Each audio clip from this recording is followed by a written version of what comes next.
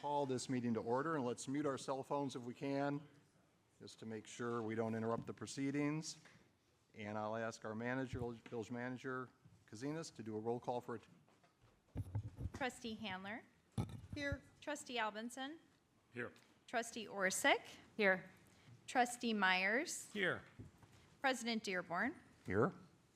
And do you want to mention about Trustee Dahlman or not? We'll just call. She'll be here when she comes in. Okay.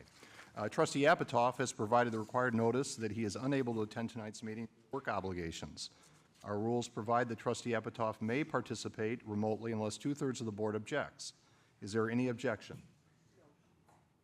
Hearing none, Trustee Apatoff may now participate remotely fully in this meeting, and the minutes should so reflect. And Kristen, would you bring Trustee Apatoff into the meeting? Trustee Apatoff.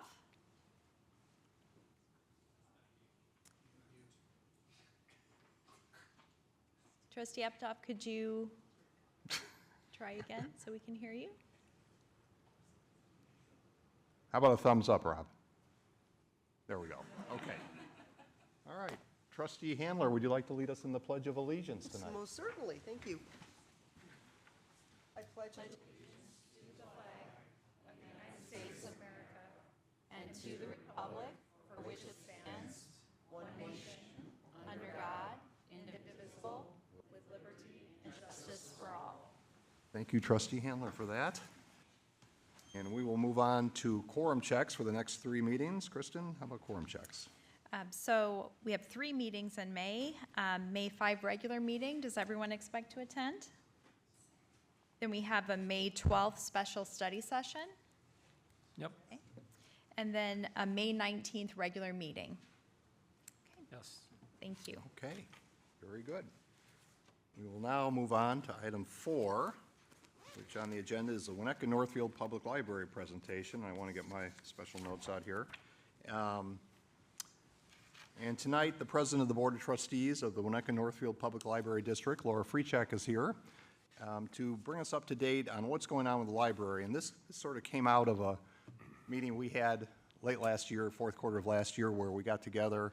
Laura and I met Laura for the first time, together with the President of the Park District and New Trier District. The D36 president could not be there, but it occurred to me that we hear a lot from the other jurisdictions in town here, and not so much from the library. And I know that we all care about what goes on in the library, so we wanted Laura to come and give us an update on some of the things that are going on with the library district, and there's a lot going on, I do know. And we actually met, this same group again met this morning. So this morning we met over at New Trier. Laura was there, so this is double dipping from the 8 o'clock this morning to 7 o'clock tonight. So Laura, welcome. Thank you. Thanks for having us. We are really thrilled to have the chance to get to know you a little better. What I did is I brought our strategic plan. I don't know if we were going to project that or not. Hannah's right there. Oh, yeah, yeah. You're doing it, I'm sorry. No, that's fine. Well, I'll introduce myself a little bit while she does that. So I'm Laura Freechak, as Bob said. I am the president for the Winnetka Northfield Public Library District. I've lived in Winnetka for 10 years, along with my husband, who is a Winnetka native. We have 2 kids over at Crow Island. I came to the library board as a former friend of the library for a couple of years, and also as a member of the Winnetka Caucus Council on the library committee. I joined the library board a year ago in February and became the president in May. Okay, so what our strategic plan outlines, which we kicked off our strategic plan at the beginning of our fiscal year this year. We looked at the 3 previous years of the Winnetka Caucus Council survey results, as well as conducting our own survey. And then we wrote the plan in collaboration with staff, with another one of our trustees, Trustee Shankar, one of our friends of the library, and a member of the community who is a heavy library user. And we came up with 5 things that we really want to focus on, which are to deliver robust, responsive services, to create a comfortable and welcoming environment, to increase awareness of library offerings, and to enrich community life and to deliver best-in-class services. The outcomes that we're hoping to obtain are that we have resources that reflect the community, facilities that meet current and future needs, a library used by the community, a community that supports the library, and hopefully delighted patrons. So I thought what I would do tonight, now that we are 3/4 into our new strategic plan, is give you some updates on each of those areas and what we've been doing, and then I'm happy to entertain any questions that might bring up for you. So under Deliver Robust and Responsive Services, we reviewed the 2025 Caucus survey results for action items. We added new technology classes to offerings. We relaunched our 1,000 Books Before Kindergarten program with an updated tracker and prizes to make it more enticing. We advocated for House Bill 5236, the Digital Library Protection Act, which aims to reduce the cost to provide e-resources to the community, which, if you don't know, when you buy an e-resource like an audiobook or an ebook, it is about 1/3 of the cost of when we buy it. And when you buy it, you own it. When we buy it, we own maybe 25 to 50 checkouts for 1 to 2 years, and then we have to rebuy it. And when we're buying it, we're often buying multiple copies because we all want to read the same new book when it comes out. So this becomes very, very expensive for the library. So luckily, that bill actually passed the Illinois House yesterday and is moving on, and we're really hopeful that that continues to, move along and that we can see some good results from that. So that's really exciting for us. We also increased the size of the adult nonfiction collection in response to the caucus survey feedback, and requested larger print collections. And so far this fiscal year, we've added more than 900 items as a result of that. We increased the size of the seed library based on last year's circulation and patron demand. We researched and compiled a list of potential ADA tools to improve access of tech resources for patrons with disabilities. We completed, so that's all for Deliver Robust and Responsive Services. For creating a comfortable and welcoming environment, we completed some updates to the Winnetka Youth Services Department and our lobby safety. Lobby safety is based on recommendations that we got from fire and police who came into the safety walkthrough with us, which was really great of them. In the youth department, we did things like painting, flooring, new desks and storage, emergency exits, which we were in great need of. We added tables and chairs to the mezzanine and quiet room and added some tables and chairs to the youth department. We added more security cameras to Winnetka and readjusted and upgraded existing cameras. We updated our air purifiers and installed new air fresheners to the public bathrooms, installed quieter antibacterial hand dryers at Winnetka. And then for our increased awareness of library offerings, we shifted our magazines to the marketplace area and moved large print books to the front of the elevator to increase the visibility and the ability to browse. We started a comprehensive marketing initiative for the studio, using website, social media, print, and word of mouth marketing strategies, especially for small business owners who love to come use our studio. And as you can see, we brought you some studio offerings so you can see what we do there. We know that Bob's wife loves the studio, and we love that. We released our FY 24-25 annual report. And speaking of the studio, we recognized a 76% increase in studio use since March 2025 due to our targeted studio marketing campaign and word of mouth in-person referrals. For enriching community life, we hired a new community engagement coordinator, Pim Halka, who has been great. He's really hit the ground running. He's doing a great job partnering with schools in particular. I've heard some great feedback from. We launched a D36 library card initiative to provide all teachers and students with cards. We organized and promoted a township-wide holiday food drive for the New Trier Food Pantry, and we were able to collect more than 550 items for that.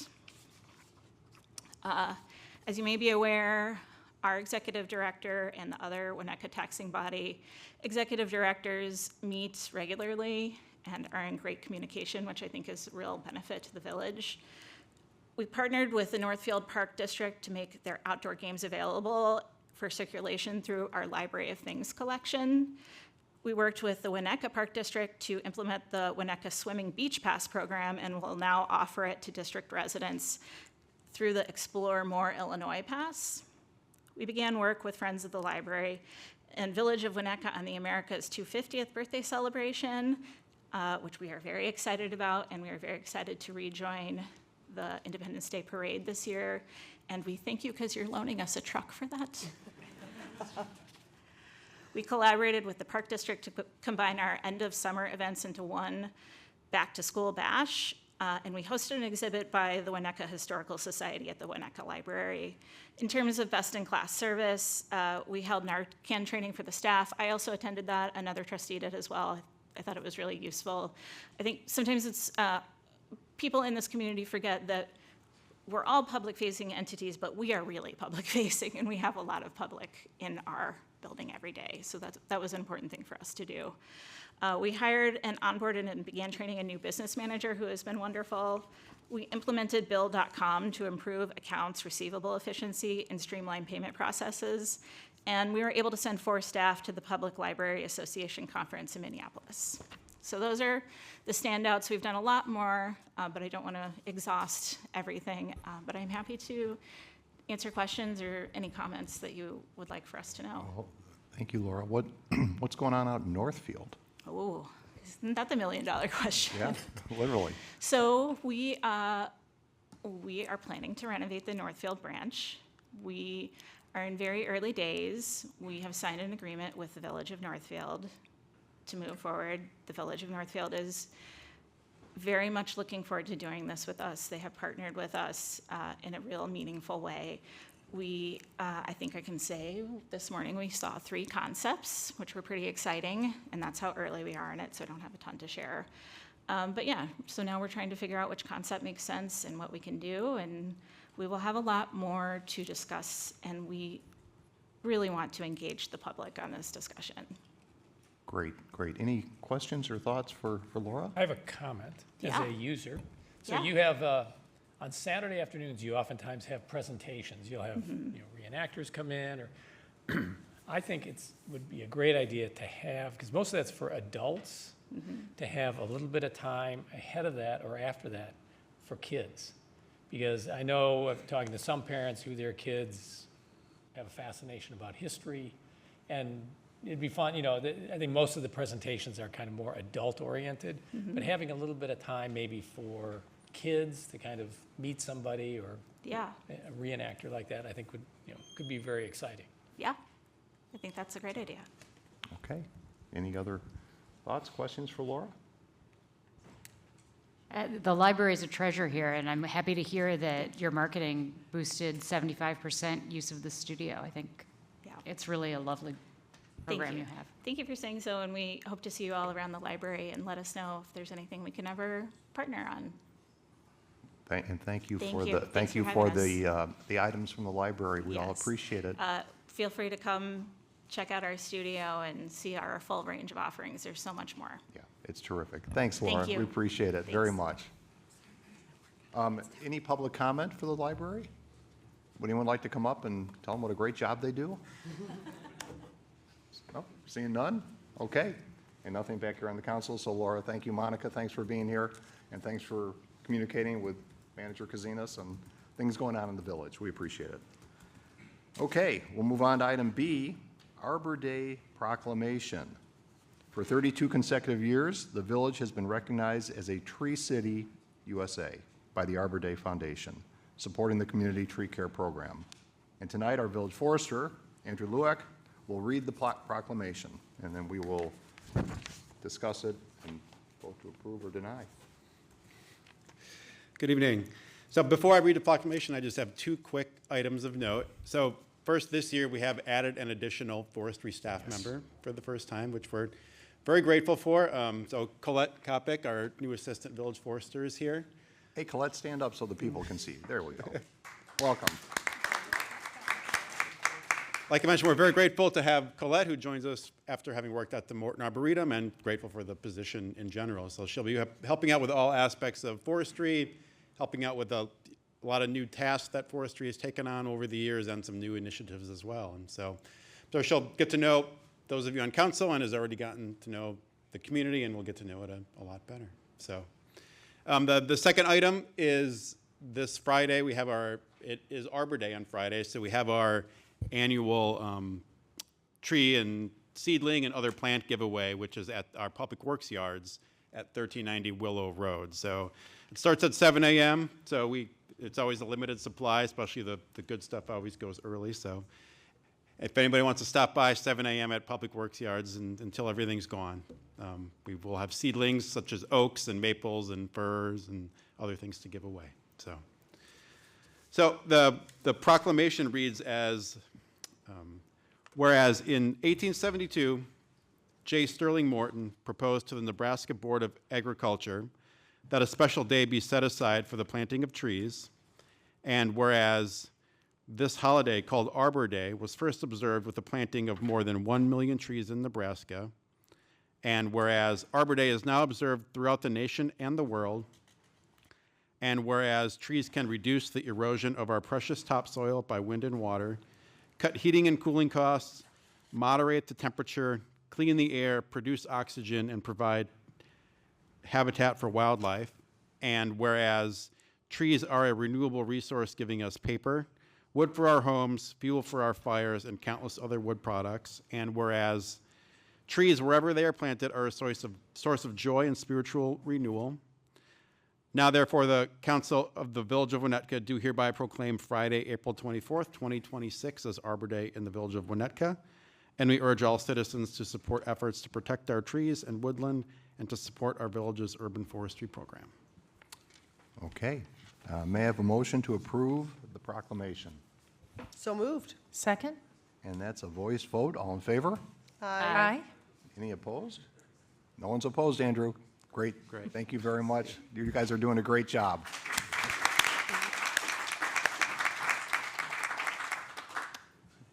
Okay, we'll move on to item C, the Environmental Forestry and Sustainability Commission Green Awards.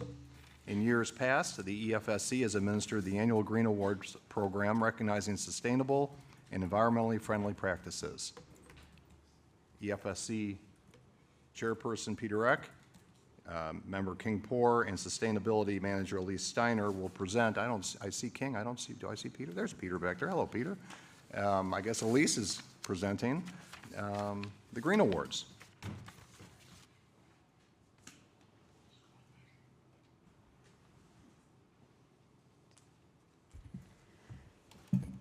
Good evening. We're going to tag team this. So we've got 3 awards to give out tonight and 3 presenters.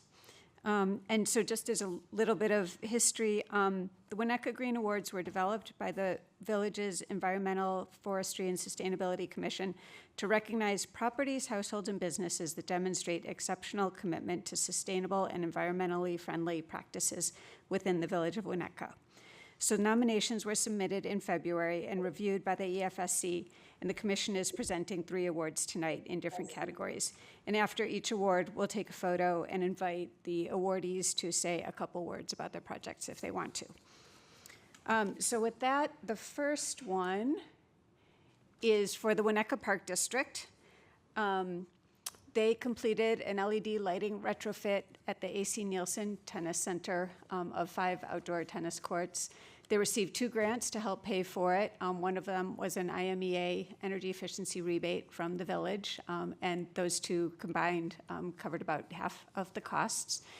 And their project reduces energy consumption by over 24,000 kilowatt hours and avoids 21 metric tons of carbon emissions, equivalent to 54,000 miles driven by a gasoline-powered vehicle. So we thank them for their efforts. Here's a picture of the tennis courts and the lights.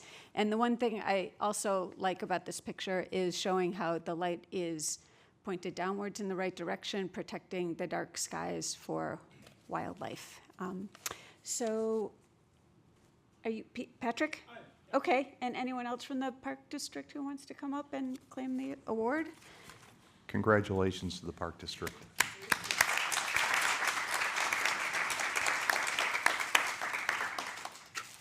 So I'll also just note that the awards are wood, but they're sustainable and have some like reclaimed recycled plastic into the awards. Andrew and Colette, is that okay that they use the wood for this purpose? Okay.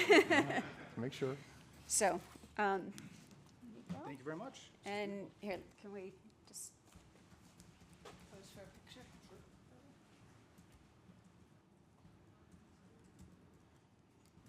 would you like to make some comments about the project? I'm Pat Fergassi, the manager of the Nielsen Tennis Center. I just would like to thank the Village of Winnetka for supporting this project and others along the way.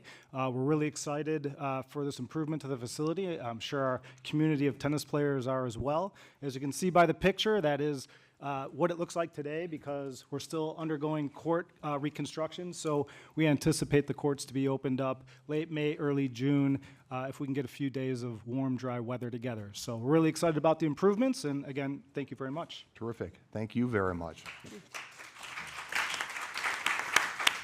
Shannon Nazal, Executive Director of the Winnetka Park District. Again, I want to thank the village and the commission for honoring the Park District for this award. We're really proud of this project. Staff have done an amazing job to try and save the community money by going after these grants for this project. And our grand reopening of the tennis courts is scheduled for June 12th. All right, Shannon, thank you. Thank you.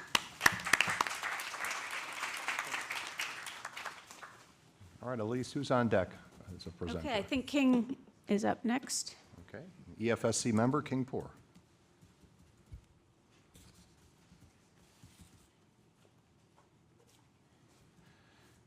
Well, first of all, happy Earth Day Eve. It's not every day, I think this is appropriate, that a book about the environment makes it to the New York Times bestseller list. Oh. But this one did. It's called Nature's Best Hope by Professor Douglas Tallamy of the University of Delaware. This came out in 2020. You can buy it at the bookstall. And it really has gotten a lot of attention with this basic theme, which leads into our next award. And on the cover, it says, "A new approach to conservation that starts in your own yard." And on the back of the dust cover here, it says, "Professor Tallamy urges homeowners to take the environmental action into their own hands, 1 yard at a time." And the basic idea behind this is that if more homeowners would dedicate a portion of their property to native plants, pollinators, the plants that are essential for butterflies, bees, everything that kind of makes the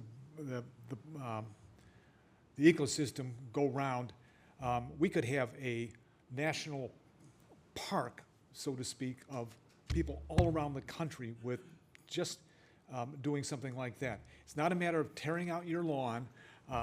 It's a matter of finding some spaces in on your own house, your own yard, where you can plant pollinators and natives. And that's just what our next award is for Stacy Lucier on Birch Street. And I went over to visit. Stacy, where are you? There you are. I went to visit her home. She and her husband moved here about 3 years ago. They have 2 delightful young children. And from scratch, they have replanted their yard with milkweed, coneflowers, and a whole list of other native plants that are that really support the ecosystem and all the things that go toward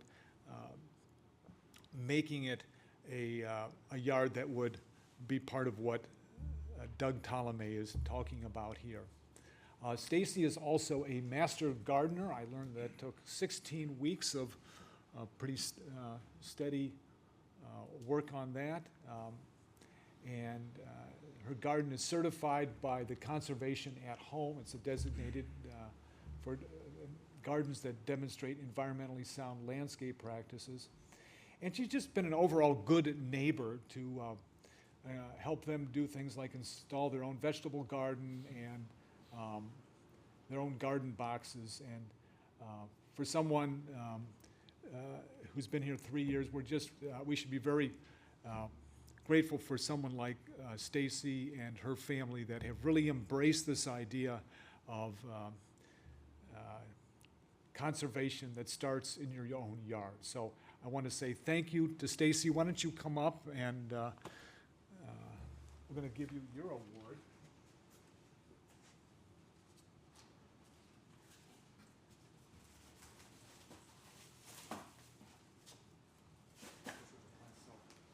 Yes, yours is also made out of wood. Agreeable by all accounts, I hear. And so, Stacy, would you like to say a few words about what you've done at your home? Yeah, I'll talk gardening all day. Okay, well, the mic's yours. That's your match. No, you got 3 minutes, though, okay? Time's on the clock. No, we've lived here, it'll be 3 years in August. When we moved in, there wasn't a plant in the yard. And I think you said it right. At the end of the day, my job is to not just take care of my home, the inside, but the outside and the environment that goes with it, which expands past my fence post. And so I think all of the things matter with regards to what's planted in the yard and creating an ecosystem that is sustainable. But I think when I also think about my neighbors, it's the fact that the little kids walk by and stop at the corner when the butterflies have changed from caterpillars, and they love to watch them dance and sit on the milkweed. And being able to give back to the community and children in ways that are beautiful but also sustainable and come back every year is what it's all about, right? So I think the more we can do, the more the committee can do to continue to push practices that support the environment for the long run, the better we all are for it. So I appreciate it. I appreciate the award, and I'm looking forward to contributing as we continue on in this journey. And Stacy, wouldn't you agree this would be a great presentation at the library so that more people could hear about this? There you go. I love the library. There you so, go. A match made in heaven. Other thoughts from council members, trustees? Any thoughts for Stacy? No? Thank you. Great, yeah. Okay. Yeah. Some of those things in our garden, but probably not enough. So it inspired me to plant a few more. I was going to say Really, opportunities. Yeah, no, it's, say, you can get this at the bookstall, and I don't get anything for pitching it, but it's a worthwhile read. And, Why don't you get a picture, yeah, you King? probably have it at the library, don't you? Yeah, King, why don't you get a picture with Stacy and sure. we'll And I- realize this? All right. Smile. Okay, here we go. Or the way you hold it. Oh. Fair enough. Thank you. Okay, I want to come back and see it this In summer. full bloom. In full bloom, I want to see it. Okay, Ola, thank you. All right, thank you. And of course, Stacy's lawn is pictured up top here, and it's beautiful. Beautiful, Stacy. And I see our EFSC Chairman, Peter Eck, is the next presenter. All right, thank you. Good evening, everybody. Peter Eck, I chair the Environment, Forestry, and Sustainability Commission. It's my honor to present our third and final award for the evening. They say a picture's worth 1,000 words, so I'm going to jump to the picture, actually, while I share the words. So this is a photo of the North Shore Country Day School Mac McCarty Athletic Center. They needed a new athletic center, and they thought creatively about how to bring this to life. They did a renovation that followed an adaptive reuse approach and preserved the historical character of the 1960s era gymnasium while integrating today's sustainable technologies. They retained and restored the original maple gymnasium floor. Our foresters, I know, are very excited about that. There's great synergy this evening. Which eliminated significant carbon footprint associated with harvesting, kiln drying, and transporting new hardwood. The green roof that you all can see there reduces the heat island effect and provides natural thermal insulation and absorbs initial rainfall. Beyond this, they implemented sustainable electrical, plumbing, lighting techniques, and really built a sustainable mechanical core to the building to minimize energy consumption and maximize student wellness through these modern and advanced systems. So a great blend of old and new. I wish we had a photo of the hardwood floor. I haven't seen it myself yet, but a beautiful project here and great example of thinking creatively while doing a much needed refresh. So kudos to Cindy Hooper, who's the director of, great, Cindy coming up, director of operations for North Shore Country Day, and submitted the information for this award. So Cindy, congratulations, and please share a few words. Regretfully, Tom Flemmer, our head of school, couldn't be here tonight. He's at a school accreditation, kind of passing along our messaging and what we do at North Shore to some of our other independent schools in our area. This is a project that we have loved doing, but as we continue to modernize our buildings, we have many that are over 100 years old and stuff, we look to the eye for our students when we do these projects of, one, what will the experience be like for them, but more importantly, the opportunity to do these in the classrooms. So imagine our science department looking at the green roof. Just a little bit, our 8th graders were learning how to fly drones this week as part of one of their projects, and it was the first that they flew over the green roof, and they couldn't believe the size of it. So, but more importantly, our students are learning about energy efficiency, how to take care of things, sustainability. A little known fact that our students are aware of the big stormwater detention vault and how we're managing water when we're on a very big campus and trying to be a good neighbor with that. We couldn't have done this without the support of the village. When we're in our conceptual design and all of those processes that get us to the final product, we lean on the village, we listen to the village, and we're thrilled that the sustainability working with Elise and kind of getting some inside information on what's new and what's happening and how we could be a good neighbor is something we strive for. So I want to thank everyone for the time that you spend answering our questions and for being recognized for such a wonderful building. Generationally, it will be used forever, we hope, so like the gym floor. So thank you very, very much. Terrific. Thank you very much. Thank you. Peter, how about a picture? It's your award. Oh, You is hold that it. my award? Yeah, Oh, it's yours now. well, I don't- Thank you. Thank you, Any everyone. questions from trustees for North Shore Country Day? Great. Great Thank you. job. Thank you. And I do see some other members of the EFSC here. I think it's safe to say for those of us who have been around for a few years that it used to be kind of hard to get awardees for these green awards. And we envision now there's competition for these awards. So we've come a long way, and the EFSC has really done some great lifting here over the past few years, and certainly this year. So thank you. Thank you for those contributions. We really appreciate it. All right. So that, Elise, are we done with the green awards? Yes. Okay, all right. We'll move on to item 5, public comment.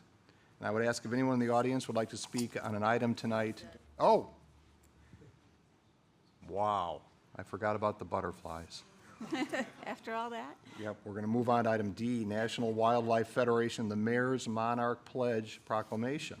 And each year, the National Wildlife Federation asks units of local government to participate in the Mayor's Monarch Pledge.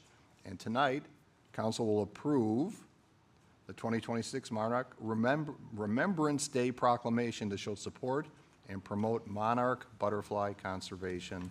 And our Sustainability Manager, Elise Steiner, will read the proclamation.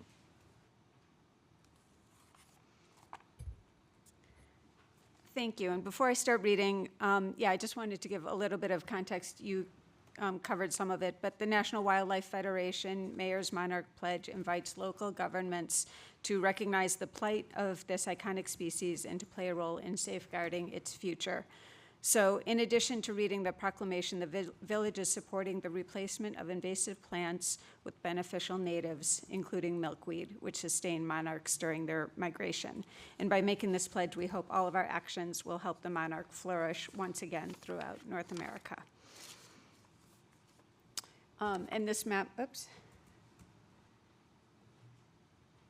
just shows the range and the migration patterns of monarch butterflies, which are found pretty much throughout the continent. The monarch butterfly proclamation. Whereas the monarch butterfly is an iconic North American species whose multi-generational migration and metamorphosis from caterpillar to butterfly has captured the imagination of millions of Americans, and whereas individual monarchs will fly up to 3,000 miles from their summer homes in America's backyards and grasslands to wintering grounds in Mexico's forests. And whereas 20 years ago, more than 1 billion eastern monarch butterflies migrated to Mexico each year, but experienced population declines of up to 90% in recent years. And whereas habitat loss, increased use of pesticides, climate change, and lack of proper food sources contribute to this decline. And whereas the U.S. Fish and Wildlife Service has proposed listing the monarch as a threatened species under the Endangered Species Act. And whereas every citizen in Winnetka can make a difference for the monarch by planting pollinator-attracting native plants to provide habitat for the monarchs and other pollinators in locations where people live, work, learn, play, and worship. And whereas, on behalf of the residents of the village who are already and planning on creating healthy habitat for these magnificent butterflies, the Village Council is honored to lead the way by signing the National Wildlife Federation's Mayor's Monarch Pledge. And we encourage other officials across the United States to take a stand with us so that the monarch butterfly will once again flourish across the continent. Now therefore, the Council of the Village of Winnetka do hereby proclaim that April 21st, 2026 shall be Monarch Butterfly Remembrance Day in the Village of Winnetka, adopted this 21st day of April 2026. Okay, thank you, Elise. May I have a motion to approve the proclamation? So moved. Second. And that's a voice vote. All in favor? Aye. Any opposed to the butterflies? No? One's opposed to the butterflies. Thank you, Elise. That fits right in. Stacy? Now we're going to move on to public comment. Item 5 on the agenda. May I ask if anyone in the audience would like to speak on an item not on tonight's agenda? If so, please remember to keep your public comments to a maximum of 3 minutes so that everyone has an opportunity to speak. I do have a couple of names on here. Rocky, where's Rocky? There's Rocky. Good evening, everyone. My name is Rocky Flinterman. I am a manager of the Winnetka Farmers Market. We are now about a little more than 6 weeks out from our opening on June the 6th. And to date, we have received over 105 applications from vendors, of which we have approved 71 so far. We are in really good shape. We could really use an organic farmer if you know one. My next public comment is tomorrow. Tomorrow is the annual recognition lunch at Sunset Hills Country Club, and we are recognizing one of your great employees, Leslie, from downstairs, 11:30 tomorrow. And let's see, is that it? I think, oh no, one more thing. The market will be the feature story on the cover of the Winnetka Kenilworth Living magazine in the month of May. Fantastic, Rocky. Well, we look forward to the farmer's market. So do we. Yep. Thank you. Thank you. Ted, I think that's your signature.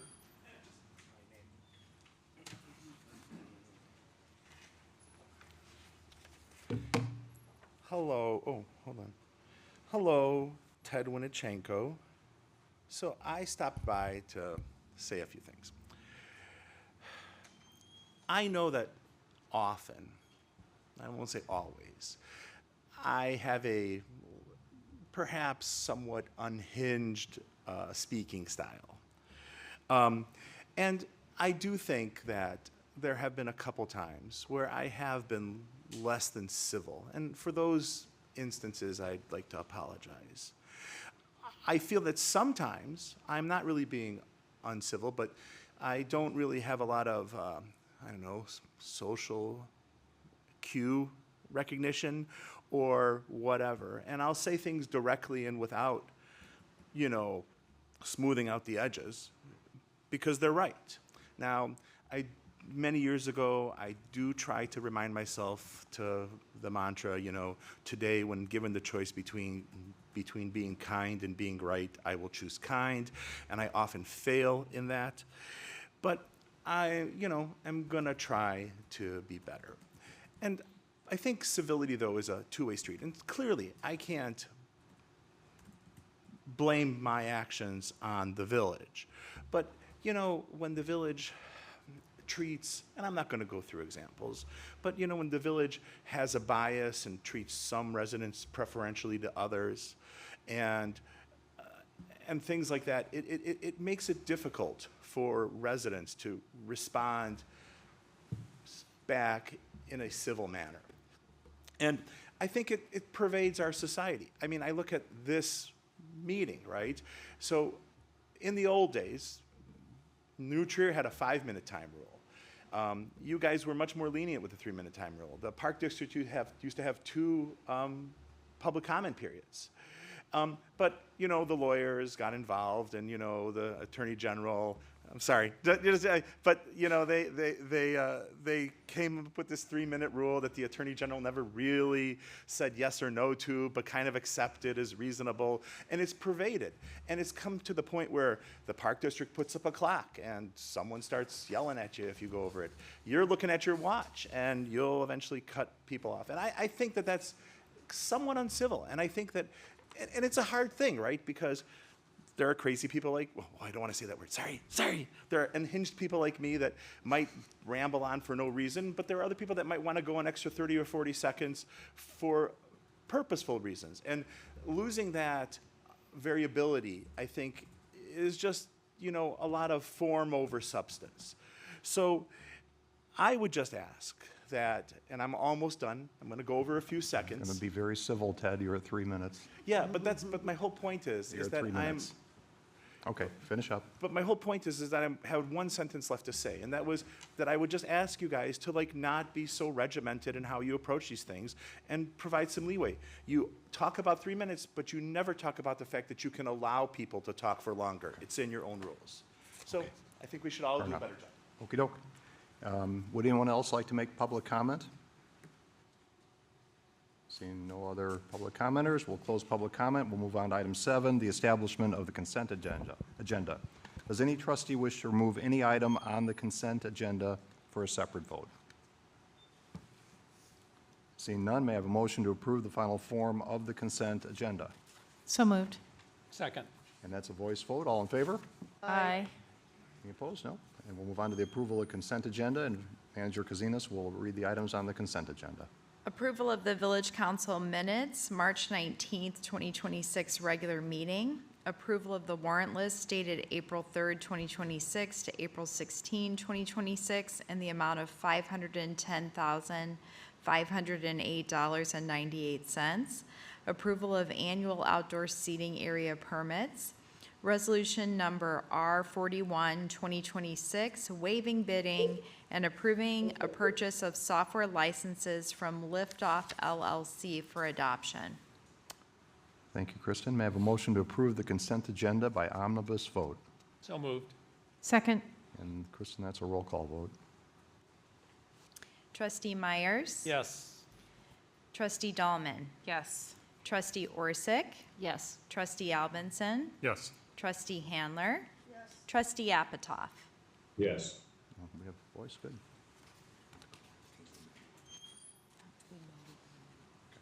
Okay, very good, thank you. We'll move on to item 9 on the agenda, ordinances and resolutions. And 9A is resolution number R43, 2026, awarding a contract for Village Hall HVAC replacement design and miscellaneous architectural and engineering items. And this is being considered tonight for adoption. Tonight, council will consider awarding a contract regarding Village Hall HVAC replacement and fire alarm system. And tonight, our Public Works Director, Tom Powers, is going to review this agenda item. Tom, welcome. Thank you. In the interest of time, I don't have a detailed presentation. I'm just going to read a summary of the item. As part of the ongoing facility assessments, a variety of both critical and routine projects were identified at the Village Hall.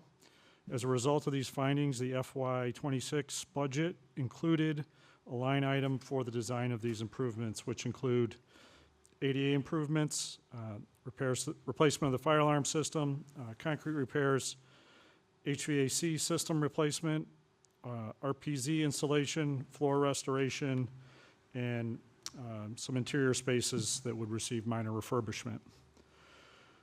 Due to the specialized nature of working in a historic building and the potential need for a specialized competency within the high-efficiency, energy-efficient HVAC system, a request for architect and engineering qualifications was utilized. Staff prepared a request for qualifications for those services. It was advertised in January 14th. The village received 8 responsive submittals to that request.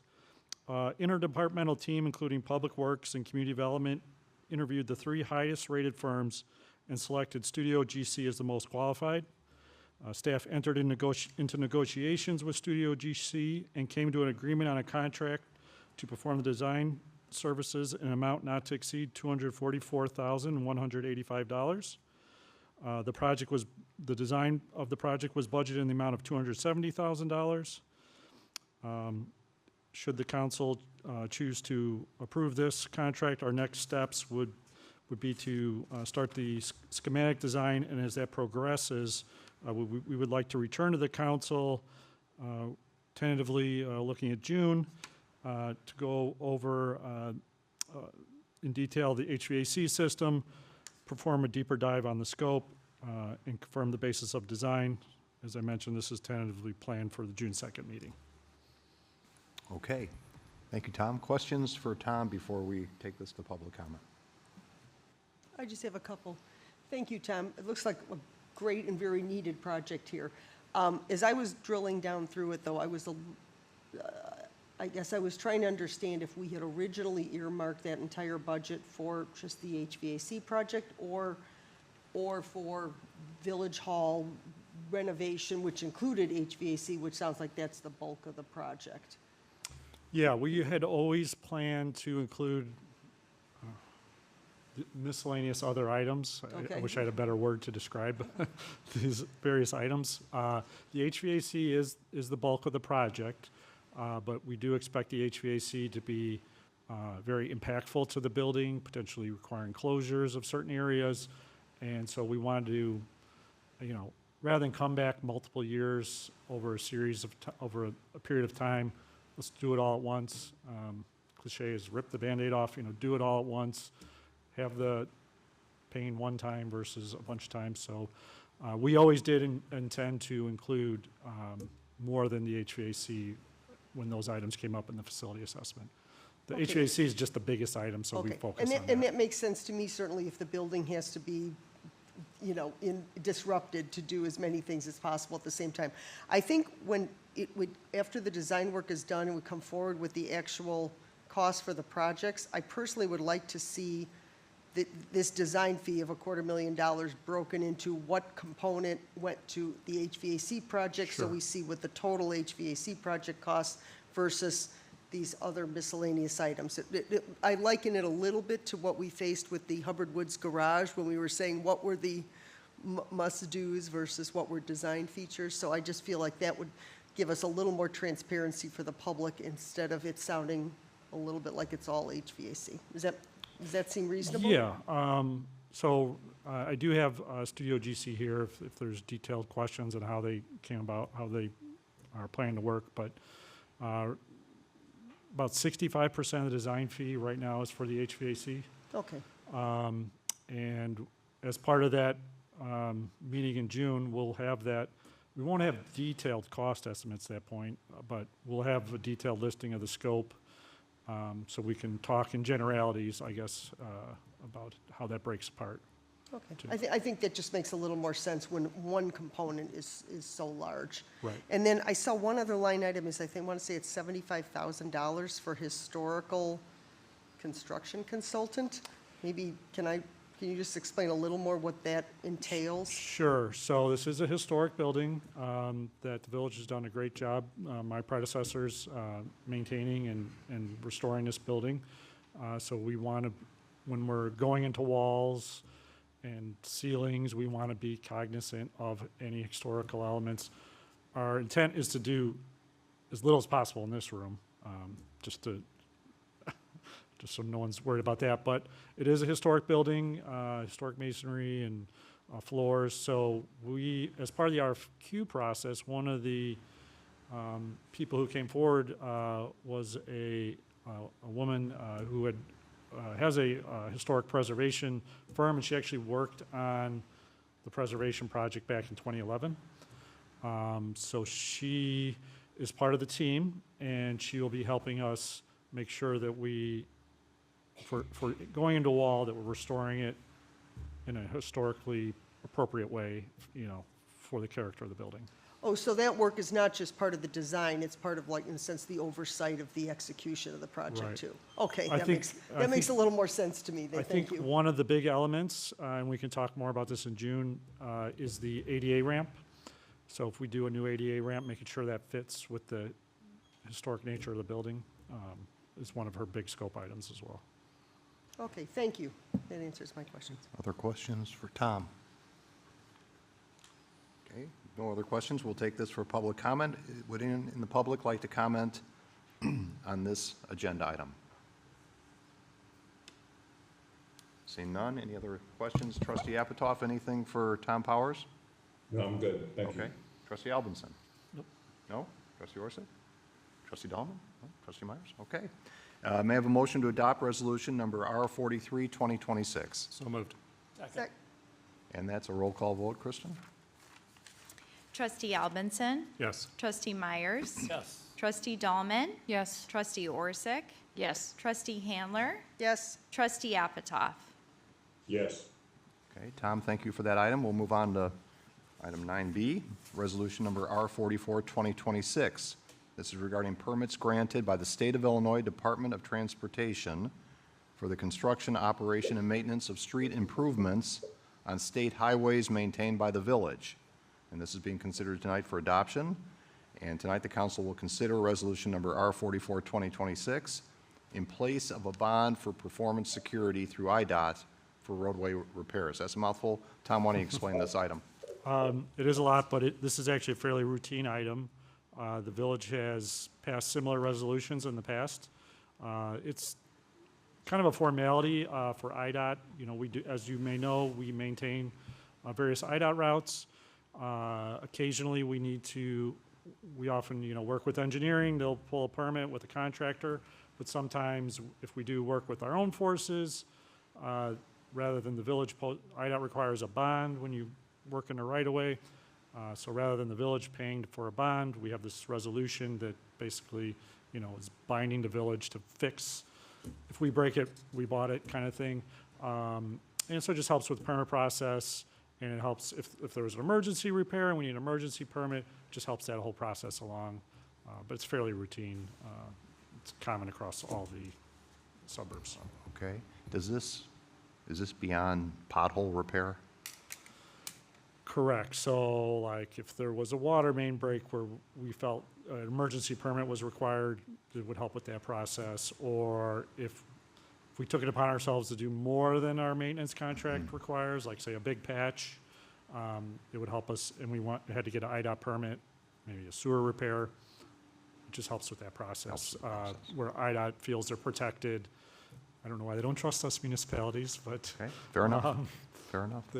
They require this of every municipality that wants to work in the right of way. Okay. Questions for Tom on this before? Just a Yeah. question, Tom, we have the prerogative when we see a pothole that needs repairing, we can decide, right? We don't have to go to the state and Correct, say, that's- hey, you know, we need your permission. Correct, Yeah. so that's part of our maintenance agreement. Yeah. We're responsible for potholes. But if there's a bigger repair that we Yeah. elect, you know, one thing I've thought about is potentially adding inlets at the bottom of the ravine with our own forces. This would help with that process. So we have some flexibility to make decisions, not only make repairs, but also make decisions that can enhance the longevity of the roads. Correct. Okay. Other questions for Tom? Would anyone in the public like to speak on this agenda item? Seeing none, and I would just say on the pothole front, we see the Public Works folks out there doing great work now, cleaning up after a hard winter on the potholes. So thank you for doing that. We've got some work to do, and I know you're at it, but it's. They've been working hard. You've been working hard on it, so we appreciate that. So, may I have a motion to adopt resolution number R44, 2026? So moved. Second. And Kristen, that's a roll call vote. Trustee Dahlman? Yes. Trustee Orsick? Yes. Trustee Albinson? Yes. Trustee Handler? Yes. Trustee Myers? Yes. Trustee Apatoff? Yes. Okay, thank you for that, Tom. Item 10, old business. We have no old business. Item 11, new business. We do have some items on new business. 11A, regarding 730 Elm Street, Duet Special Use, and we're looking for policy direction. Council is set to consider a request for a special use permit for Duet Audiology Clinic at 730 Elm Street. And tonight, Community Development Director Scott Mangum will review the agenda item, and then we'll have a couple other presenters, I believe. Scott, welcome. Thank you, President Dearborn. The applicant is proposing to open a Winnetka location for an audiology clinic, similar to the existing locations in Lake Forest and Northfield, and the Northfield clinic would relocate to the subject property. As mentioned, policy direction is what's being sought this evening. So the proposed clinic would occupy approximately 1,500 square foot space with approximately 28 feet of street frontage along Elm Street. The public would access the space through a shared entrance vestibule. This is also used by the neighboring Winnetka Aesthetic Studio and a quick casual format restaurant named Fair. The front of the clinic would be an open greeting area with concierge desk and seating. Towards the back and down the hallway would be offices, workstations, and exam rooms, as shown on the floor plan here. Business hours would be between 8:30 to 4:30, Monday through Friday, with occasional appointments on 1 or 2 Saturdays each month. The clinic would have a maximum of 8 occupants between employees and patients at any given hour, with 3 to 5 employees and 2 to 3 patients, and an average of 8 to 10 appointments per day with occasional walk-in visits. This would be in a clinical environment that the applicant describes as being low volume. Some of the services that would be offered include diagnostic hearing evaluations, hearing aid consultations, hearing-related massage therapy, a proprietary ear-to-brain fitness system for music training, and related audiology care. Retail offerings would be available towards the front of the space with products related to the practice, including hearing protection earmuffs, headphones, hearing aids, therapeutic goggles, small musical instruments, and musical accessories. For parking, the applicant's proposing its employees would secure the necessary parking permits to park in the neighboring parking lot that does allow for A-permit parking. The applicant indicates that patients will utilize parking spaces in the ground level of the commercial building. Within that One Winnetka building, there are 39 parking spaces on that ground level as required by the zoning ordinance. 10 of those spaces are to be reserved for Charles Schwab office that was previously approved. Applicant also indicates that some employees and patients will take transit to the site. For context, 3 other special use permits within the One Winnetka development have been approved. Shown here, Charles Schwab was approved for a financial counseling office, Winnetka Aesthetic Studio for a medical office, and Solid Core recently approved with conditions for a fitness use. The Plan Commission did consider this request at its March 25th meeting. After hearing from the applicant and receiving 4 written public comments, the Plan Commission commented favorably on the business itself. However, some members expressed concern that the business in the proposed location does not meet the standards for granting a special use. Commission members asked about the potential volume of users here, about parking potential issues. They also asked about the length of appointments and number of clients, and about specifics of the non-retail offerings and services. Commission members also asked property owner representatives about the parking uses and how those would be allocated between the users within the building. The commission members discussed how much of the proposed business activity would be typical audiology clinic services versus more of the innovative experiential retail that the applicant described. There's also concern about the agglomeration of special uses and the non-retail businesses within the building. Commission members ultimately were concerned about the proposed clinic's ability to contribute to the district's retail environment and generate foot traffic to the surrounding area, and recommended denial by a vote of 6-0. The applicant is here present, Dr. Halverson, as well as representatives from Murphy Development Group. And they do have a slide deck that they're prepared to speak about. Okay. Thank you. Before we move on, questions for Scott? Before we move on to the applicant or representative of the developer? Okay, Scott, who would like to present initially here?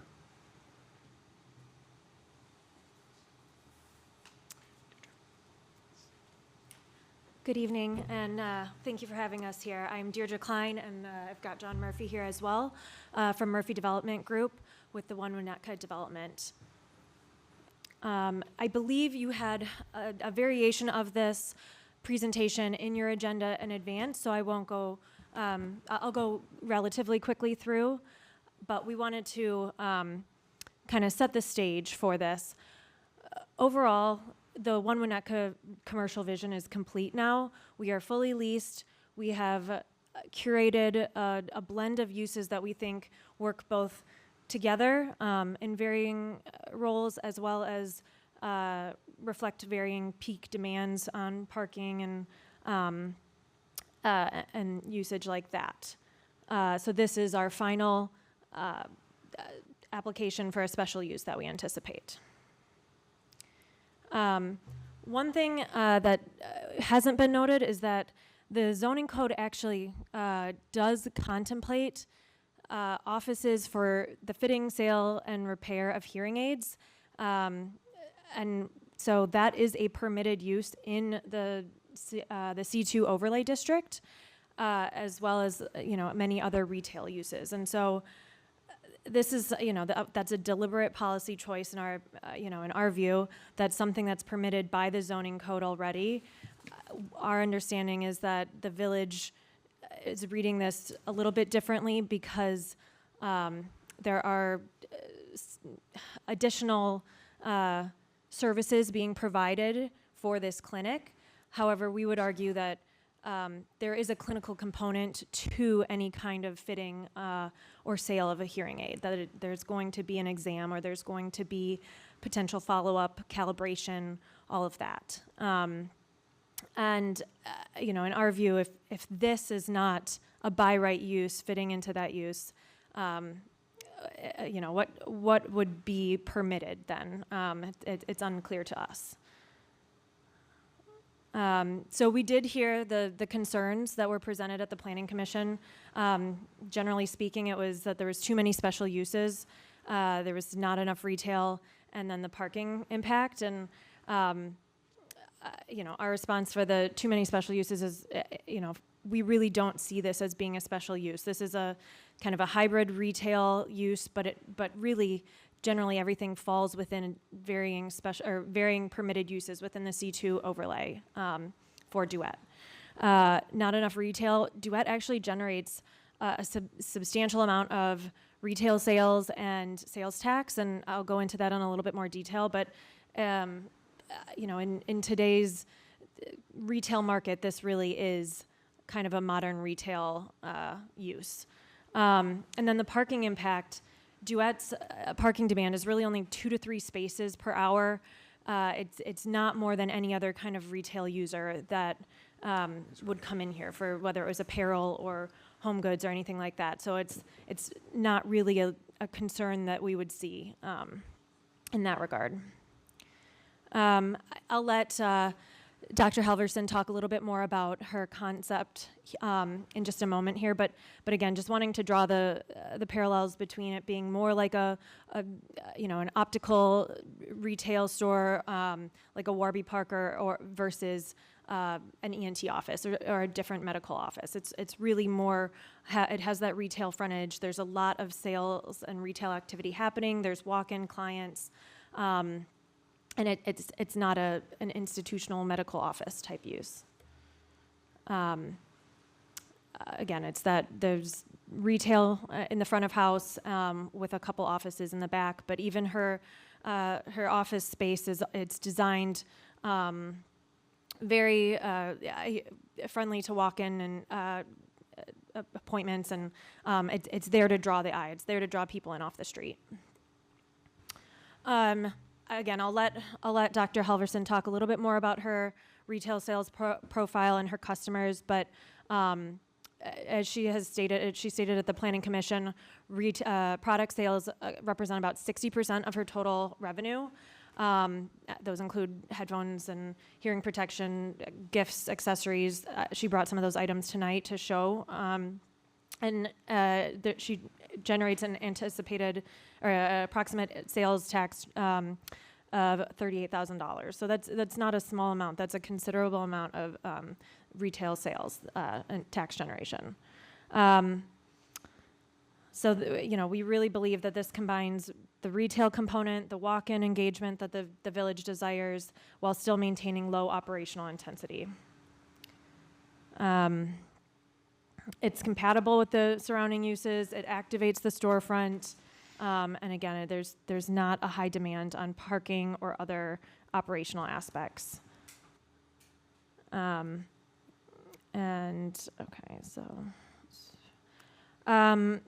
Wanted to touch a little bit on, because there was a concern about a lot of special uses occurring in the district, and really that's just not true. There's not a pattern of that happening. Yes, One Winnetka has requested many, but that's really out of the norm. I've listed all the special use activity that has happened in the village over the last few years here. And you'll see that not even all of the approved applicants moved forward with those concepts. So really it's understandable that this is happening now with a project that is bringing on nearly 20,000 square feet of retail, that there's a different component happening here. This isn't a widespread change throughout the village. As far as parking demand and parking capacity, I know that that's a strain that's felt throughout the village. In reality, we had a parking analysis done, and it reiterated that there's actually ample amount of parking, that the staggered demand of One Winnetka is not going to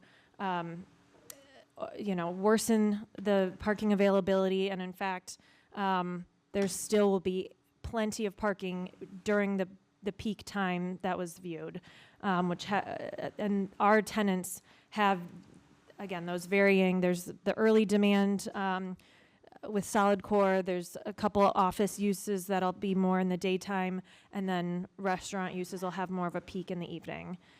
So the parking will reflect that as well. So the 39 spaces we have, as well as the adjacent 93 spaces that'll be brought back online upon completion of the project, added with the additional parking spaces in the district are actually ample enough. And this is just we've shown this one before, but it just to show the varying peak demands. The observed time was at 4 p.m., and so you can see that that's kind of right at the cusp of some of our uses. So there may be a little strain there at 4 p.m., but it's not, that won't be persistent throughout the day.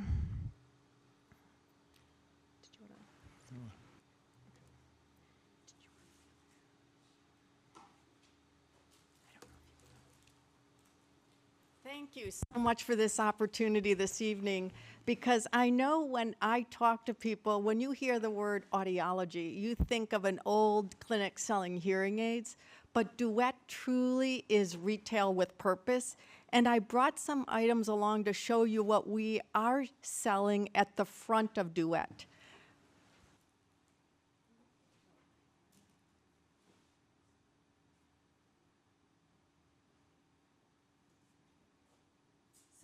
Retail items are handmade from moms across the world.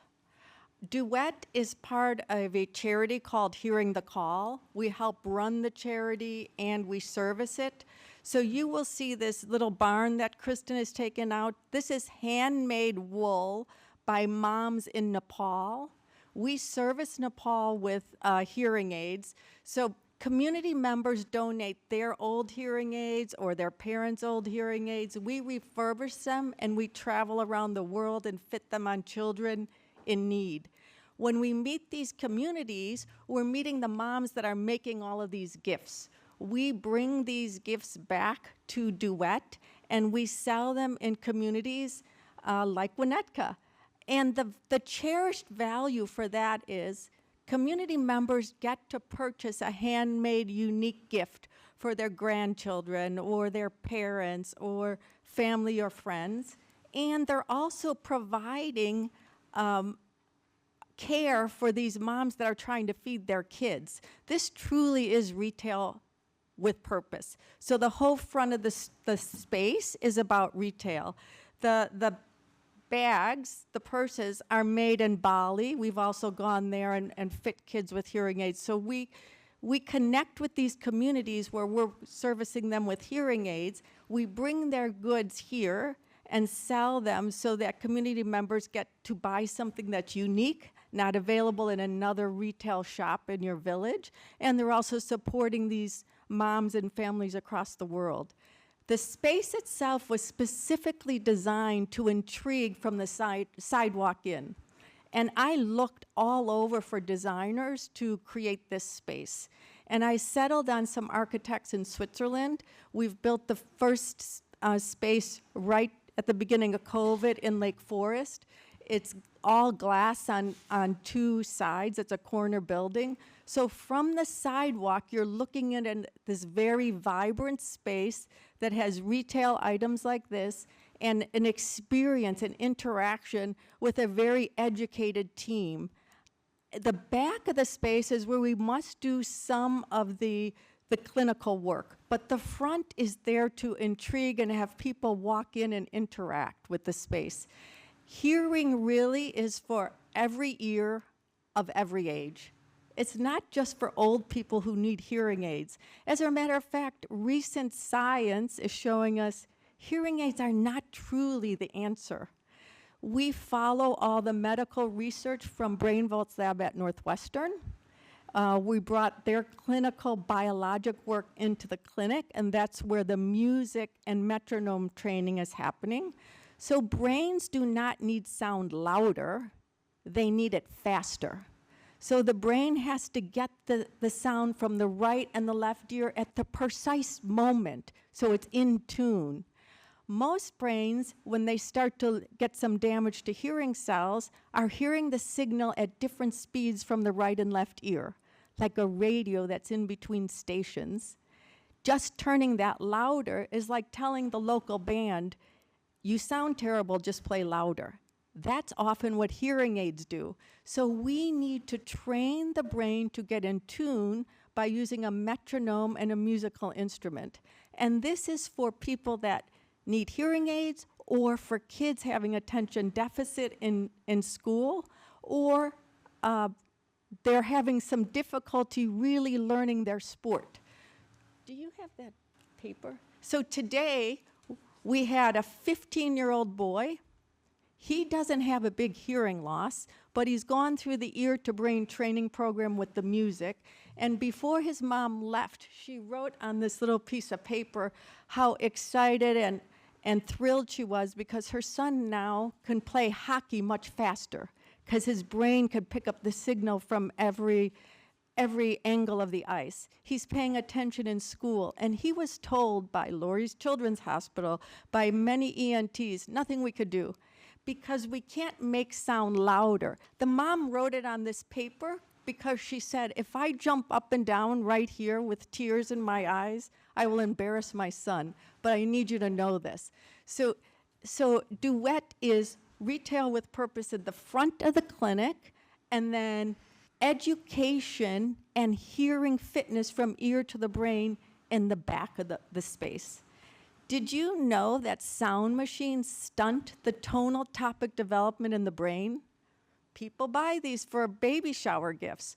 There's hard science that's showing when kids are listening to this at night, their brain cannot pay precise attention to different consonant sounds, like pay my bill, take my pill, because the brain is taught to just pay attention to big chunks of sound. It can't pay attention to precise sound detail. And these kids have attention deficit problems in school. When you're shopping at Duet, you're speaking to an educated salesperson that can give you that information and guide you to the right type of products. Did you also know that every brain, even if you're 99 years old, could grow new neural patterns? These neural patterns can help you process speech easier. And you know how it's done? Walk and Wire, our patented Walk and Wire program. we teach people how to walk in certain patterns, so the brain is firing neurons from the right and left hemisphere to develop these neural patterns. We were biologically designed to wander, not to come home and sit in furniture. When we're doing that, the brain doesn't get the experience to send the neurons from the right and left hemisphere. So the left hemisphere is responsible for syllables, the first consonant of sounds. The right hemisphere is responsible for big sentences. When both of them are not firing together, it's harder to pay attention to speech, especially in noise. This is not fixed from buying a hearing aid.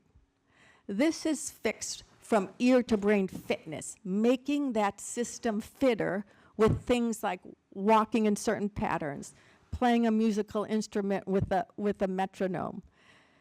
So we fund all of this to create the intrigue and the interaction from the retail side in. We barely can keep those little barns on the shelf.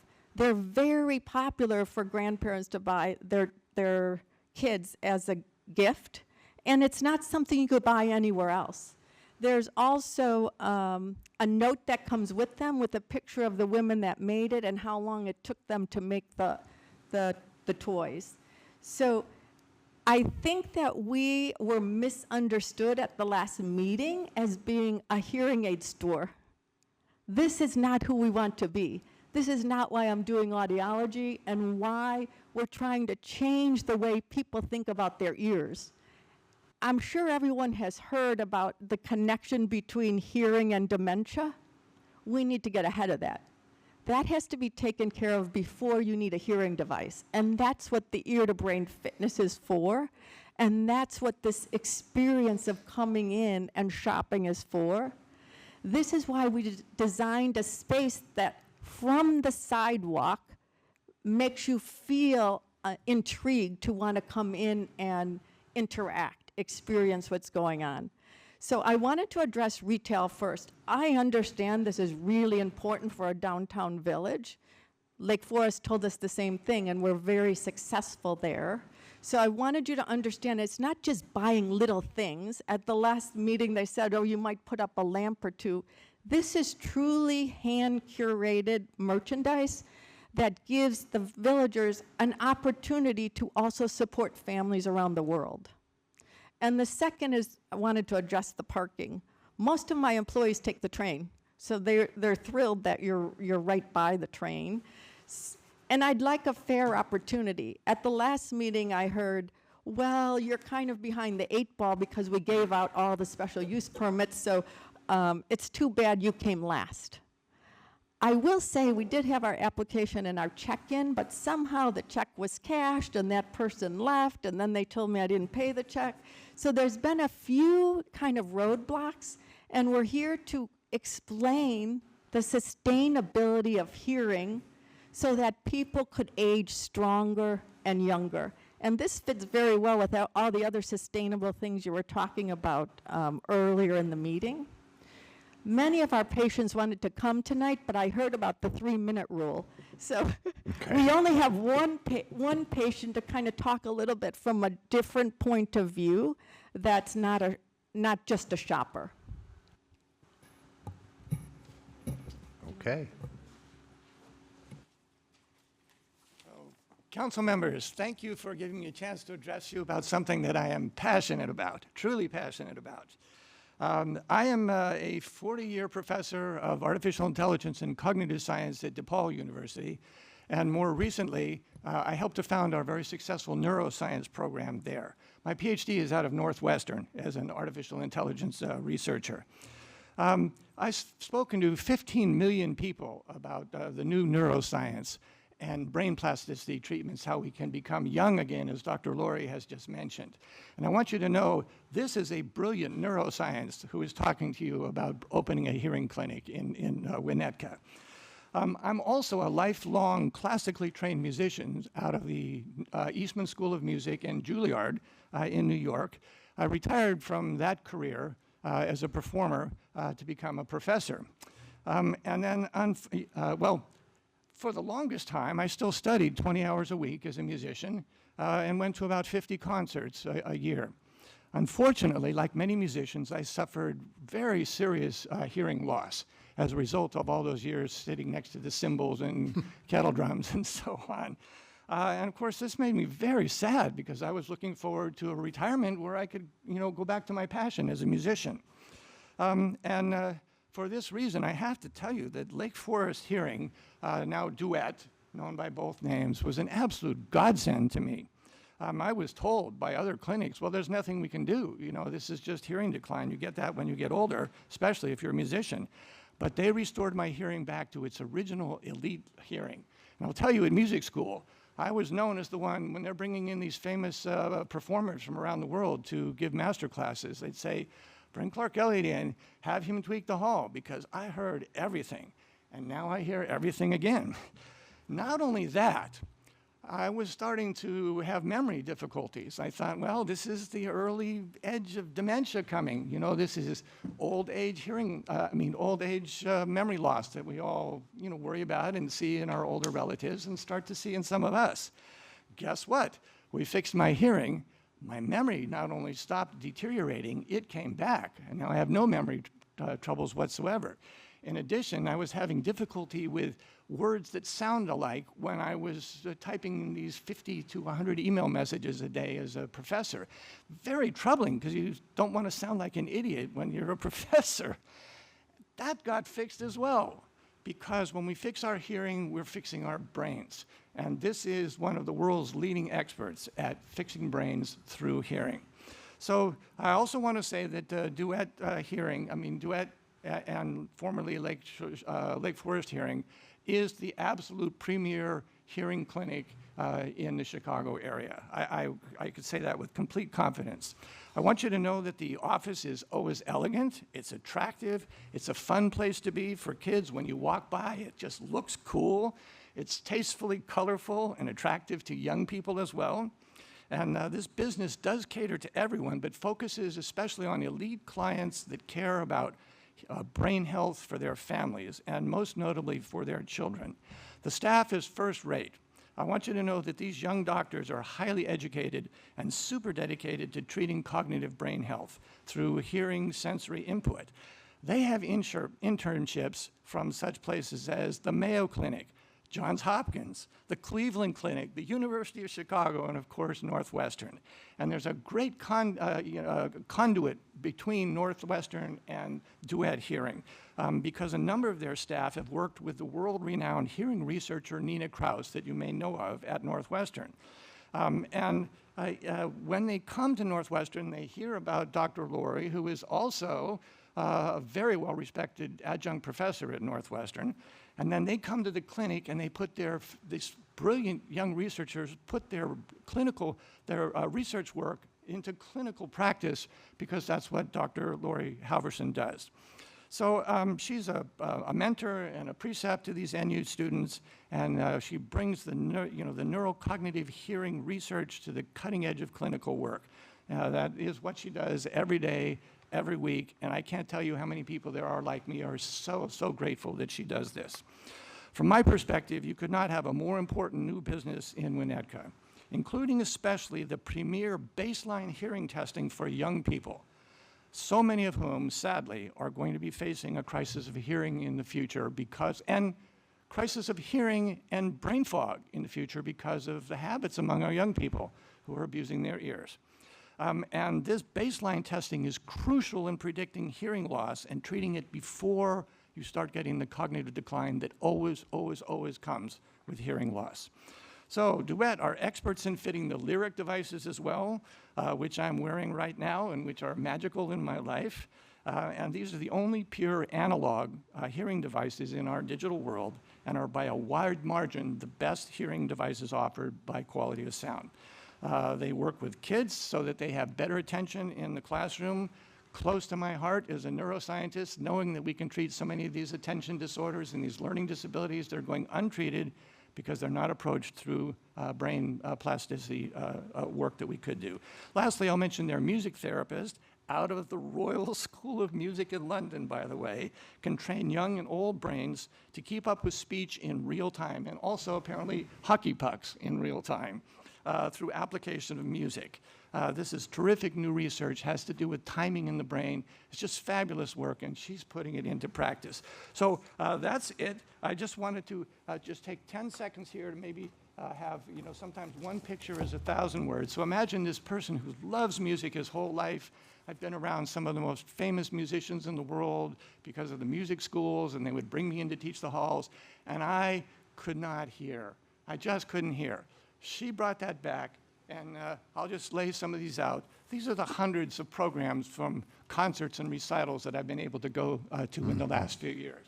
So we're looking at operas, Mozart, Magic Flute, bassoon concertos, modern music, fabulous choral performance, countertenor. Okay. Thank you. Thank you for those thoughts. And I see Mr. Murphy is... And I appreciate it. Okay.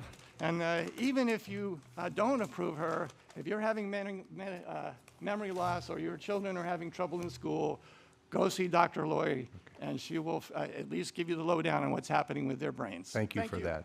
John? Yeah, I want to tell you candidly, I was a bit skeptical about this use when it first came in a few months ago. But as you can see, Dr. Laurie, her enthusiasm is infectious. And there's so much more depth to what this will bring to not only complement One Winnetka, but also be a tremendous amenity for the village. And that's why we're, pushing as hard as we can to get this approved. Unfortunately, it fell into this special use. We're okay with that. We'll, do whatever it is we need to do to convince the collective group here that this is very much an amenity for the village. So. Thank you. Sure. Before we, okay, Bridget? Do we have a picture of what this would look like on the One Winnetka building? Like, I like this picture here from Lake Forest. Yeah, no, we do not have that rendered yet, but we can have that done if that's important. I mean, it's not I'm just wondering, quite- is it set up such that people would be able to see in like they do yeah. on this? No, absolutely. And that was one of the critical concerns we had, that it was completely transparent and it drew people in from the sidewalk. I did happen to go up to the store up in Lake Forest on Saturday, so you were closed. You were closed. We were right lurking around, and it is quite beautiful. I mean, I will say that. And it is a two-sided glass, which is a little different than what we're talking about here, but the colors were quite beautiful. Before we go on here, I think I may be the only person a little confused on this zoning special use, commercial overlay by right, blah, blah, blah. Scott, maybe you can shed some light on this. Ms. Klein made the comment that they believe this is permitted by right. And I just want to get your thoughts and how that fit into the Plan Commission conversation. And Bridget, you might be able to shed some light on that as well. Sure, thank you. So this came up after the Plan Commission hearing. The owner's representative brought up the use there. However, in taking a look at the testimony provided at Plan Commission, the application materials provided, and really the description of being wellness-focused and programs, and even the applicant saying they're not a hearing aid store, we felt comfortable that medical use was the proper classification, which does require a special use within the overlay, acknowledging that there are elements of this business as described that have retail components to it, have hearing aid sales components to it, and then that maybe more of have the medical use component.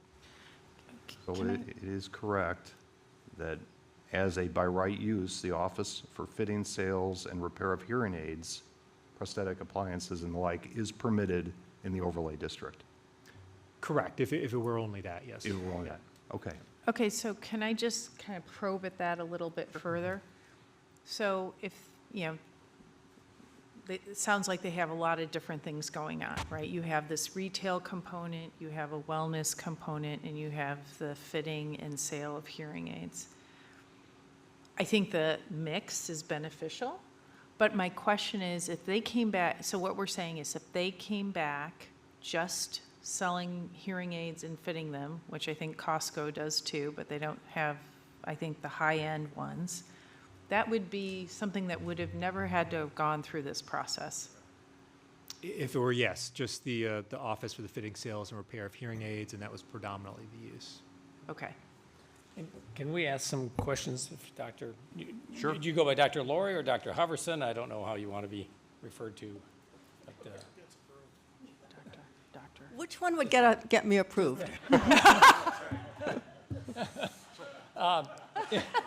Go on. We'll see. We'll see. No, We'll try both. Go We'll on see. with your question. Number Go on one, with your question. Yeah. So, So- here's my question. For people who come in, all these things are nice, great, but in terms of your core business, what percentage of people who come in for core support also buy a product coming out of that support versus just, not just, but are there for a service? Yeah, that's a great question. If there's some type of hearing loss, over 96%, because it's the only way we could solve the problem. You cannot solve the problem when the hearing cells are dead without a hearing aid, because you're born with 16,000 hearing cells in each ear. Their job is to create electricity to fire the hearing neuron. If the hearing cell is dead, you don't have any electricity. It's like turning the dimmer switch down. We cannot fix the problem without selling a hearing aid. Okay. But science is showing us that gives the loudness. Now we have to go one step further and tune the brain. This is how we'll get the best outcomes. Okay, thanks. So you're saying 96% of the people that come in purchase a hearing device or hearing? If they have a hearing loss, yes. They could come in, they could, for example, come in because they're experiencing, let's say somebody maybe with Asperger's. Would you provide support? Asperger's, or sometimes people are coming, there's a lot of young kids we see before they have permanent hearing damage that are coming to find out, what headphones should I use? What should how can I listen to my phone? So the CDC did a study. 1 in every 6 children between the age of 12 and 19 years old have permanent hearing loss. Permanent. From listening too long. So we have to teach them which headphones to buy. So when you're at a hearing aid store, yes, you're going to sell hearing aids, but we also take that to all the ears before needing hearing aids that might need a safe headphone. For instance, a Bluetooth bone conduction headphone is going to be more analog and give less damage and more sound awareness. So guiding them on the right products to buy. Scott, did that answer your question? All right, Tina? So for your Lake Forest store, it sounds like you have this wonderful kind of range of services wrapped around certain products. How much of your revenue is tied to the sale of hearing aids? About 60%. And in the state of Illinois, Illinois is one of the few states that tax hearing aids. So that's where That's the what- 38, so of that estimate of 38,000 in sales tax revenue, that's largely coming from hearing aid sales versus, Well, the other products would create sales. And other products. products, Yeah, but yeah. the hearing aid sales are big sales. I mean, Yeah. they're Thousands. Yeah, they're yeah, in yeah. the thousands. Yeah. These are not in the thousands. right, got it, thank you. But they bring a lot of traffic because people love the giftable, unique giftable. Questions down at the other end here? Jim, you're pondering. Well, I guess, yeah, I'm hearing, what I'm feeling like are conflicting information lines. On one hand, it sounds like if 96% of the people that are customers purchase a hearing aid, this is a destination store. A narrow or a portion of the population that thinks they might have a hearing issue are the ones who come to the store. So let me This is not I'm walking down the street shopping through the neighborhood and I think I'll stop in, which is what we want and need for retail, because Yeah. we already have in One Winnetka several special use, specific destination or membership So let me source. make a That's- correction. That's what I'm trying to It's understand. 96% of the people that have a hearing loss. Not all the people coming in have hearing loss. Most of the people coming in Lake Forest are browsing because the space is beautiful and bright and engaging, and there's very unique retail in the front. So I understand where that could sound conflicting. The 96% are the people that have identified permanent hearing loss that cannot be fixed. The shoppers and the browsers that are coming in to look for headphones or massage items, we sell all the Therabody massage items, or the handmade gifts, are people browsing on the street. We have a yoga studio by us. They have to stand outside and wait, similar to one of the fitness places going in Winnetka. Before the classes, they come in and wander and buy things because they're waiting for their class to start. So I understand where that may sound conflicting. So that 96%, just to clarify, is for the people that already have identified loss. Not everyone walking in have identified loss. They're coming in to see specifically designed to create intrigue. What are you doing in here? What are these products? Where are these from? Can you help me with this or that? Trustee Apatow, any questions for Dr. Halverson or others?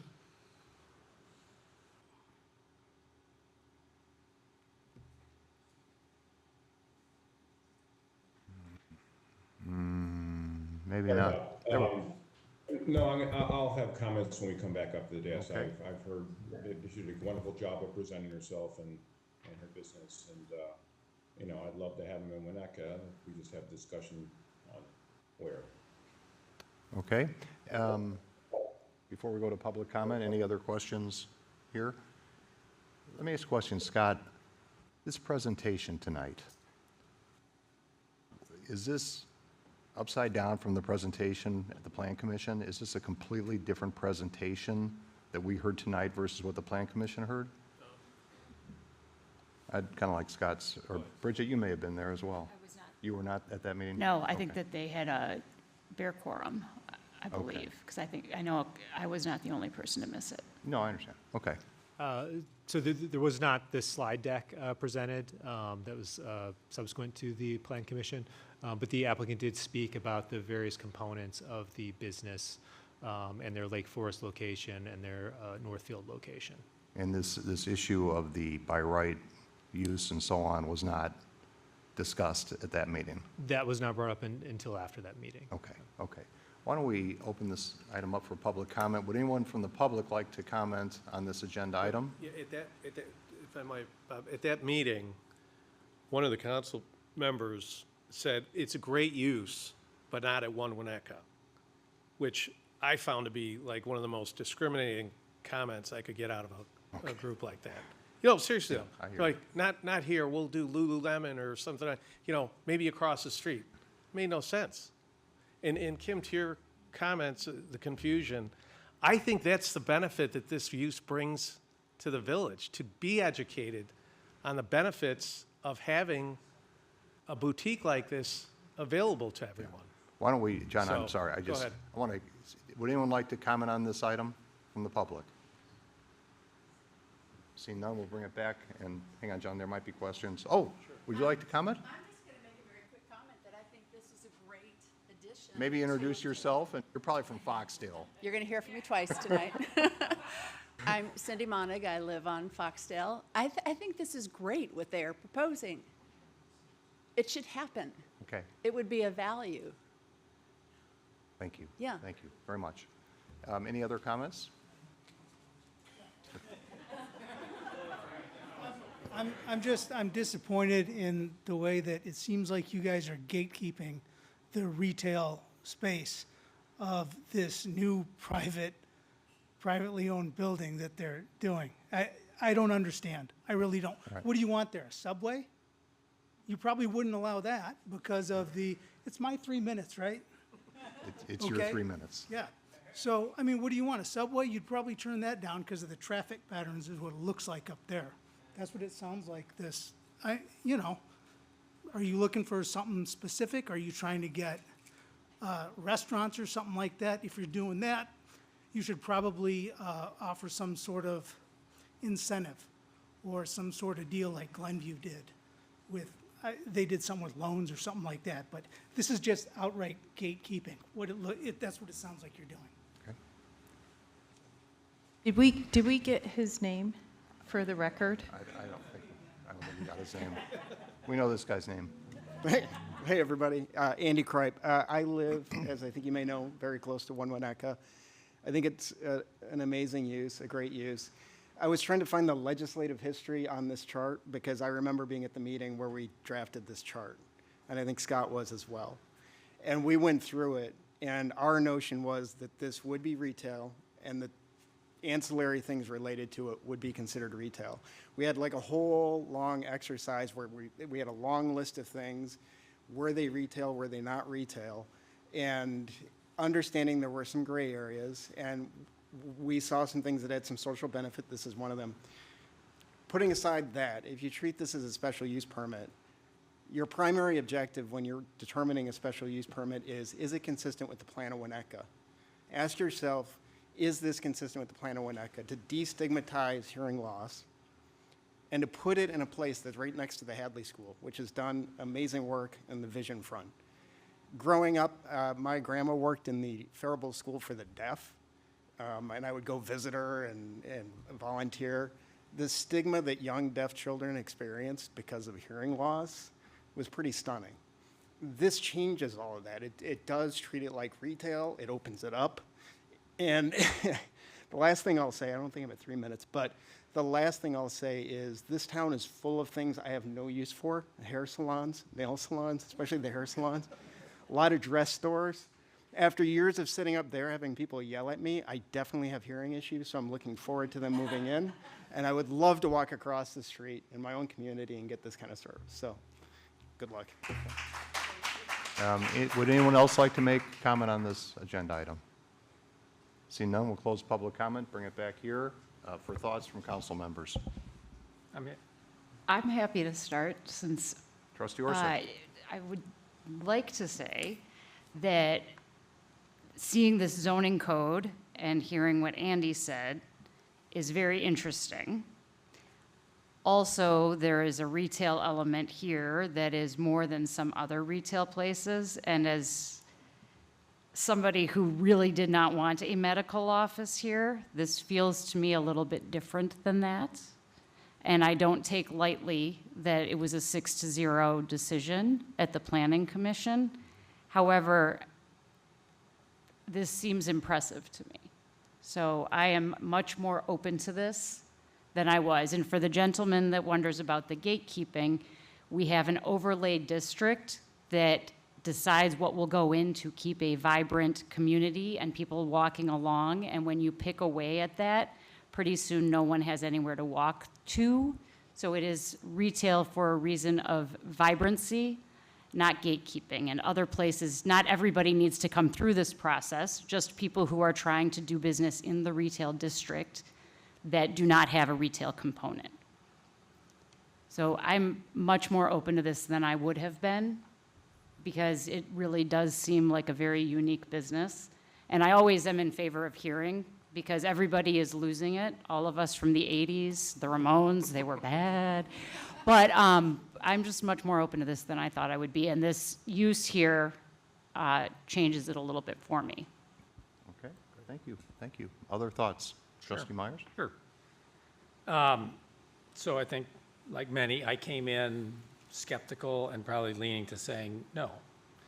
I think what's different, what's educational here, is that this is kind of a different type of retail, right? Retail with service is something that I think we will see more of. You know, simply saying, I'm going to go in somewhere and I'm going to buy a hearing aid off the shelf is probably almost not what we want in this town, right? I think we want more support services. I think we want a higher value type of product. And while everything you have on the table is nice, I think the core element is somebody who can go in, obtain helpful services and buy a product to benefit from or add to those services is, I think, almost more of you're selling a solution.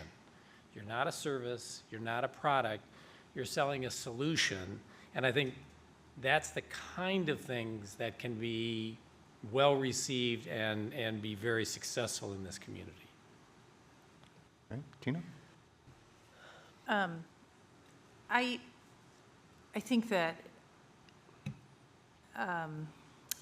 I wish we would have had the benefit of understanding this presentation. I wish it would have been made before the Plan Commission, because I think if we look at the text of our zoning code, and if we're going to be original textualists, it's hard to ignore the fact that the primary business, I think it's wonderful, all the things that you're offering. The primary business is the sale, from what I understand, is the sale of hearing aids, fitting, adjusting them, which is a permitted use.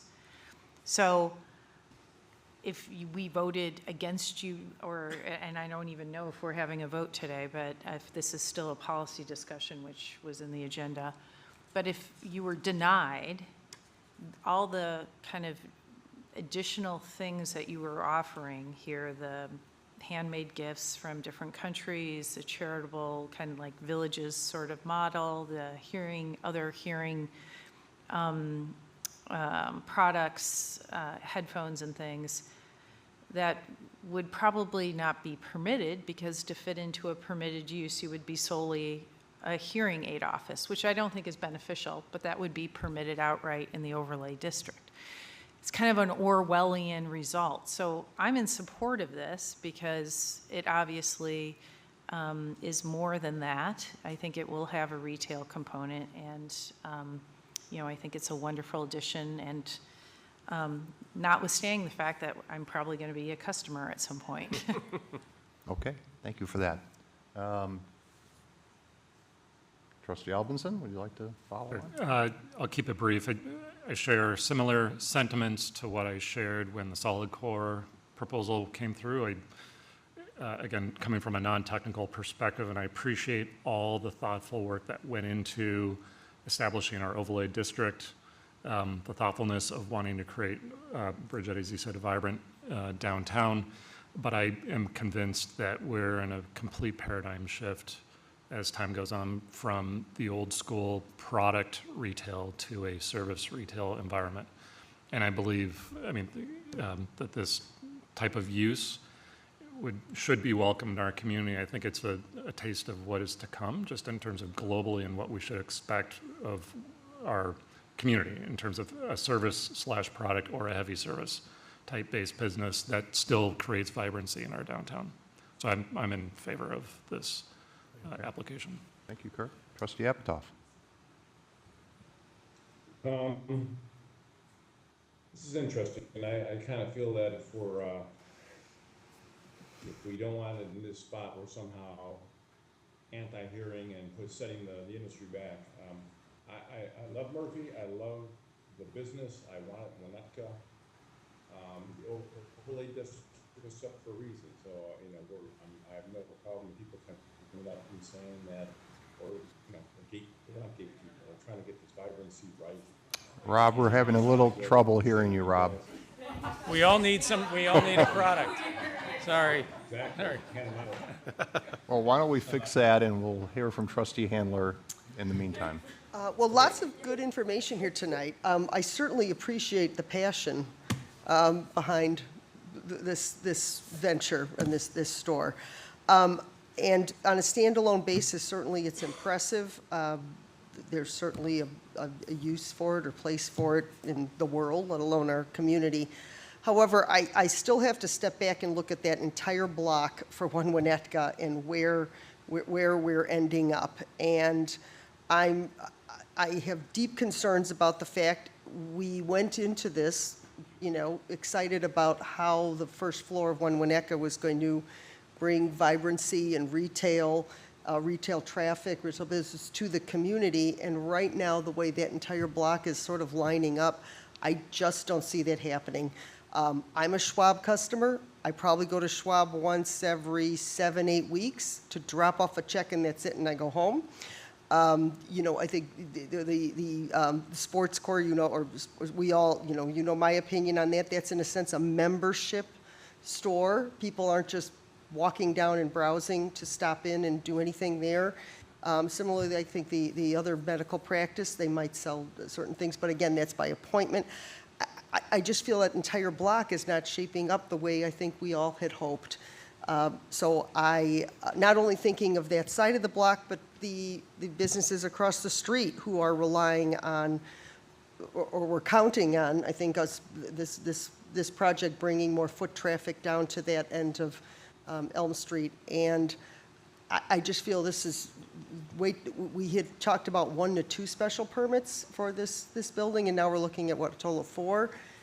The whole complexion of the building is taken on something different than I think we had hoped. Again, I think this is a very nice business. I just can't, I'm just not supportive of one more business that is not going to bring a lot of foot traffic, I think, to the area. Can I just comment on that briefly? If you look in the context of the entire first floor, this is like 8% of it. So doing something different in this space alone is not going to change the perceived dynamic of what is going to happen on that street. John, we've had the presentation. Thank you. Trustee Apatow, do you want to try one more time with your thoughts or not?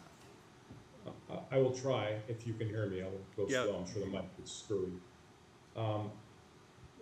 I voted for the last solid core, and I think we were pretty clear. I knew I was going to like this business from a standpoint of what it could bring to Winnetka, and I still do. I do think if we are truly trying to bring vibrancy, as we talked just the last time they came in, I am sorry that they're the last one in the door, because I think it may have been a little different. But I think if we're going to be true and support also the Plan Commission, which was pretty clear, I think, I do like the business. I do want them in Winnetka, but I don't think this is doing what we said we were supposed to be doing with this property. Okay, so I'm trying to figure this out real quick here.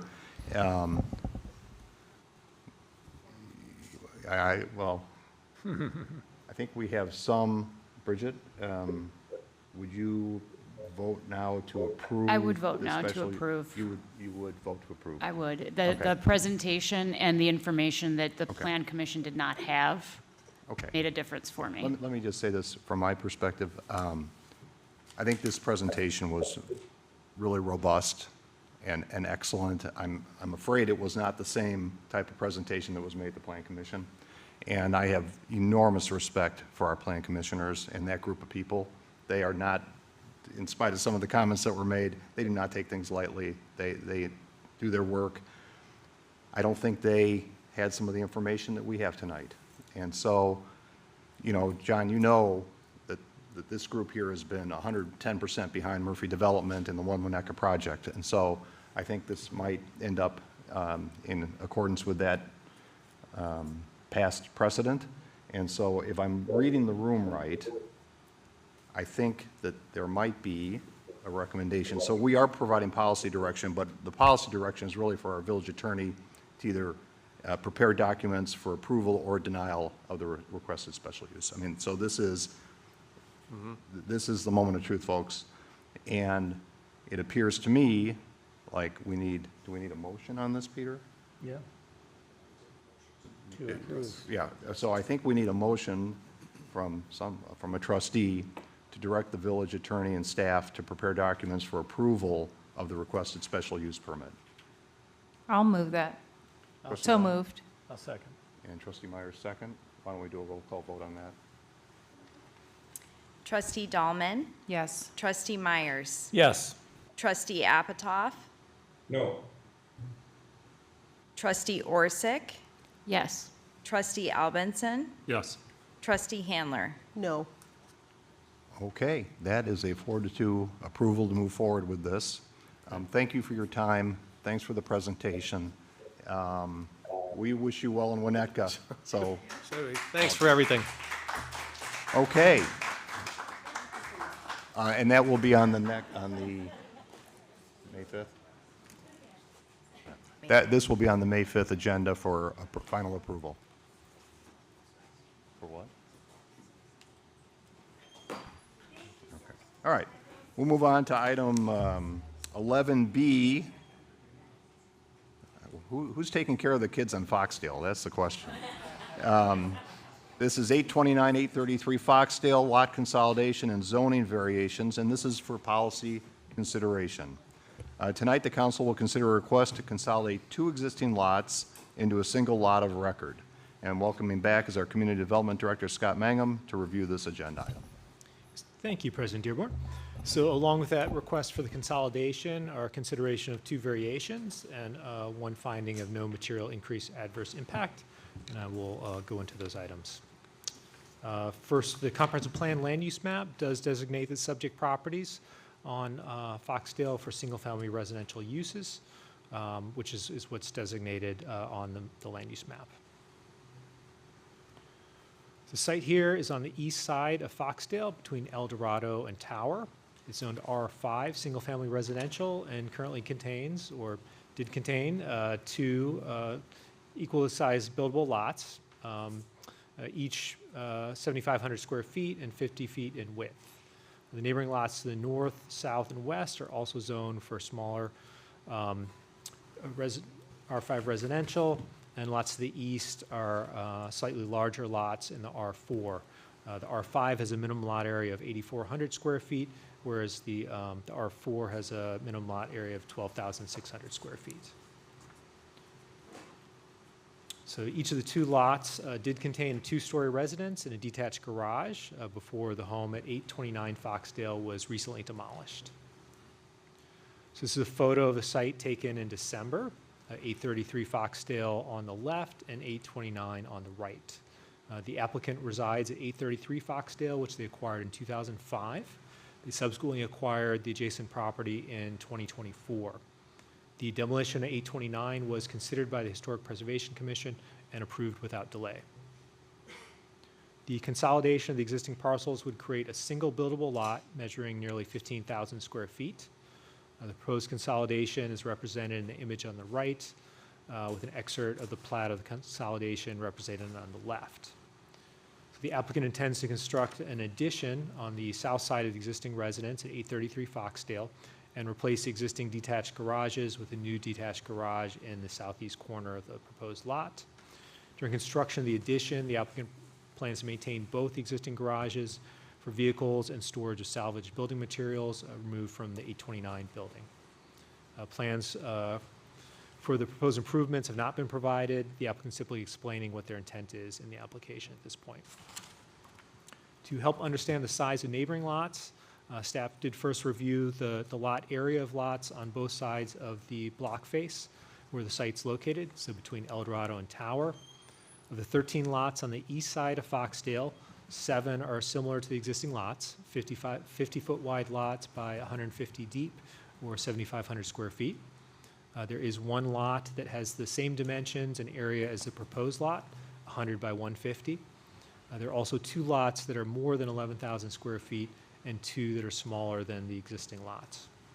So in summary, the average lot size for lots on the same side of Foxdale on that same block is a little over 800 square feet.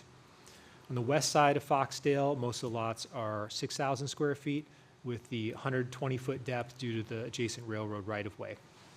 The average lot size on the west side, the block face, is about 6,900 square feet.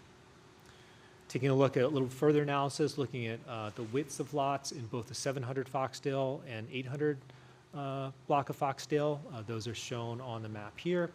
So lots that have larger than the 50-foot width include 746, 760, 768, 812, 818, 849, and 861 and 862. All have larger lot widths than the 50-foot typical. So the proposed consolidation complies with the zoning standards, including but not limited to the minimum lot area, lot width, and lot depth. It would, consolidating would eliminate 2 non-conforming lots and create 1 conforming lot. There's not a maximum lot area. However, if a consolidation would result in a lot that's either more than 2 times the minimum required lot size or more than 2 times the minimum average lot width, a special use permit would be required. However, that's not the case in this instance, which does not trigger the requirement for a special use. However, the consolidation does create the need for 2 zoning variations. So by having a larger lot, it renders the existing residence that is to remain with a setback of 7.55 feet from the north property line to be non-conforming because the new minimum required side yard setback with the wider lot would be 12 feet. So existing improvements are deficient, the new side yard setback by approximately 4.5 feet or 37%. Additionally, a variation from the building line articulation requirement is also necessary as a result of the consolidation. The north building walls of 833 Foxdale do not provide the required building line articulation with unarticulated north building walls totaling a little more than 45 feet. The zoning ordinance does require that the side building walls that face the smaller side yard, which now would be that side yard, to be articulated by at least 18 inches when the residence is more than 40 feet long.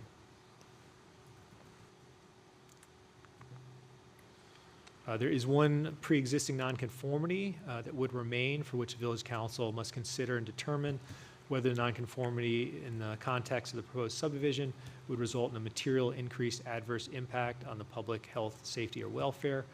That nonconformity is shown on the screen here. As the existing garage at 829 provides a nonconforming rear yard setback of 1.71 feet, where a minimum of 2 feet is required. So that's deficient by 0.29 feet or 14.5%. However, according to the applicant, they do in the future plan to remove the garage upon completion of the addition. So then a new garage would be conforming. This has been reviewed by 3 different advisory bodies. As mentioned previously, the Historic Preservation Commission recommended or approved the demolition without delay. The Plan Commission considered this on December 17th of last year. Commission heard from 2 members of the public and then discussed the request and the impact the consolidation would have on the unique character of Foxdale and the availability of housing in the denser R5 district. So some members commented that the addition proposed by the applicant would maintain the character of the neighborhood, more than 2 homes on each lot. The commission was initially split and then continued its discussion, then focused on the consistency of the consolidation with the comprehensive plan. Ultimately, by a vote of 5-3, the commission recommended denial. And again, some of that concern was about the character of the neighborhood and maintaining the diversity of housing stock. The ZBA then considered the variations at its March 16th meeting. Focusing on the variations, they heard from 4 members of the public who all expressed support. In addition, there were several written comments provided by the public. ZBA discussed the challenge of applying the standards for granting a variation to a request that's created as a result of a proposed consolidation. ZBA also discussed the impact on the character of the neighborhood that the proposed consolidation would have compared to construction of 1 or 2 new homes. In the end, they did recommend approval by a 5-0 vote. So with there being 2 different recommendations from the Plan Commission and the ZBA, this item is before the Village Council tonight for policy direction. So staff would seek direction and then a subsequent meeting prepare the documents as necessary to approve or deny the request. Thank you, Scott. Why don't we have the applicant come up, give us a little perspective on what they're thinking here, and Steve or Deanna, would you like to come up, or maybe the architect?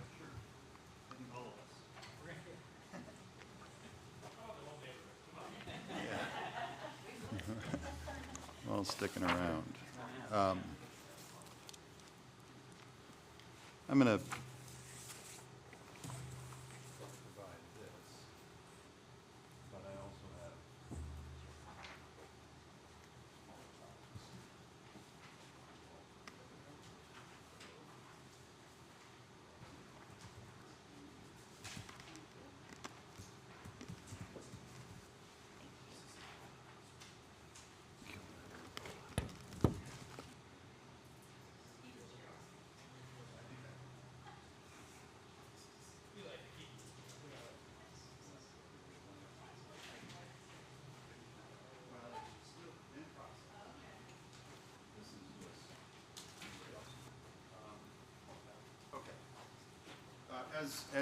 How about I of- introducing yourself? Oh, yeah, so I'm going to start with, as I often do. My name is Chip Hackley, Hackley and Associates Architects in Kenilworth. This is my second time as their architect. Thank you for the opportunity to speak tonight. As I often do, so I don't leave anything out, if you don't mind, I like to read through this, and then we can talk about things afterwards. For my comments tonight, I'd like to focus on three aspects of this proposed consolidation I know matter both to the community of Winnetka and to this council. One, the character of the home being proposed, which is what I've just provided. Two, the additional green and permeable space that consolidation makes possible. Three, and how closely this design fits within the 1920s architectural character of Foxdale. But at its core, this request isn't about building something bigger. It's about addressing a long-standing safety issue in a way that preserves neighborhood character and aligns with the village's planning goals. The reason for the request, everything starts with the existing shared driveway between 829 and 833. It's a true shared driveway, just 8 feet wide, straddling the property line with a grade drop-off and limited sight lines. While that may have worked when these homes were built in the 20s, it presents real safety concerns today, especially with modern vehicles. The needs have lived at 833 Foxdale for more than 20 years and have dealt with this condition firsthand. Backing modern vehicles through this driveway, often in low light or winter conditions, requires safety compromises that simply shouldn't exist in a residential neighborhood. Resolving this long-standing situation was the primary reason they purchased the adjacent property and asked us to design a solution that eliminates the driveway risk while still fitting seamlessly into Foxdale. And it's also worth noting that shared driveways are well-documented sources of long-term conflict, even where neighbors get along, as they have here. It's responsible planning to consider future ownership and not have a known problem in place. The alternatives, if this were not to be allowed to be consolidated. If these two lots remain separate, the village is left with a few possible outcomes, and none of them are particularly good. You could see two new homes, each built to maximize what zoning allows with no guarantee they relate well to one another or to the street. You don't have any control over that in this village yet. We're going to work on that. You could see a reconfiguration that creates a narrow, non-conforming lot and a house that feels out of place on Foxdale, or you could be left with a long-term vacant lot at 829. By contrast, consolidation allows for one coherent architectural solution. It removes the safety hazard, preserves the character of the block, and results in something that works better for the neighborhood as a whole. Regarding preservation, sustainability, and zoning, this proposal preserves an existing historic home rather than replacing it. The original house at 833 Foxdale, nearly a mirror image of 829, remains largely intact. The addition preserves almost the entire existing first floor plan while improving livability for a modern family. From a zoning standpoint, this project actually moves things in the right direction. Several non-conforming conditions are reduced or eliminated, and there are no unreasonable variations being requested. Overall, it's a net improvement in conformity, as indicated by the approval of the Zoning Board of Appeals. From a sustainability perspective, the practice is deconstruction, not wholesale demolition.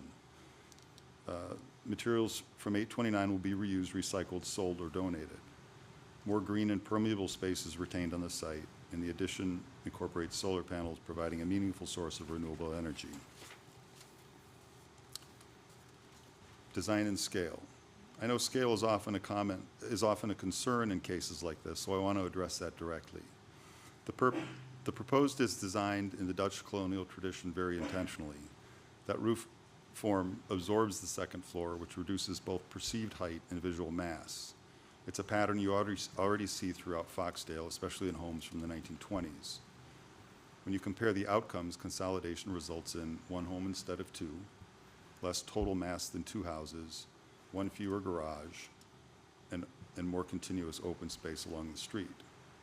This home is meant to sit quietly on the site and blend into Foxdale's streetscape, not stand out from it. The rhythm of Foxdale isn't created by simply counting lot widths. It comes from scale, roof forms, proportions, setbacks, and overall cadence. This design respects all of those elements. I'd also like to briefly address the 2040 comprehensive plan. The plan is intended to be an aspirational guide, not a rigid mandate for every property in every circumstance. Its purpose is to encourage thoughtful reinvestment, renovation, and preservation, and that is precisely what this proposal does. It is consistent with Goal 1.1, Goal 4.1, Goal 4.3, Goal 7.2, and Initiative 1.1.2. Specifically, this project favors renovation over demolition, maintains neighborhood character, supports housing that can evolve with residents' needs over time. In that sense, the needs goals align very closely with the intent of the plan.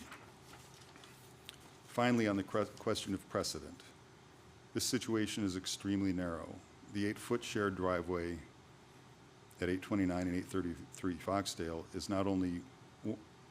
not the only one of its kind on the street. The needs lived here for more than 20 years before the adjacent lot ever became available, and there have been no other consolidations on Foxdale during that time. The specific site conditions, ownership history, and preservation goals make this situation effectively non-repeatable. In closing, this project represents a balanced and thoughtful approach to reinvestment in an established neighborhood. It corrects a genuine safety issue, improves zoning conformity, preserves historic housing stock, increases green and permeable space, and delivers architecture that fits Foxdale rather than overwhelms it. For those reasons, we respectfully ask for your support. Thank you. Thank you, Mr. Hackley. Questions for Director Mangum or architect or the needs who are in the front row there? Would you like to make a comment? Sure, come on up.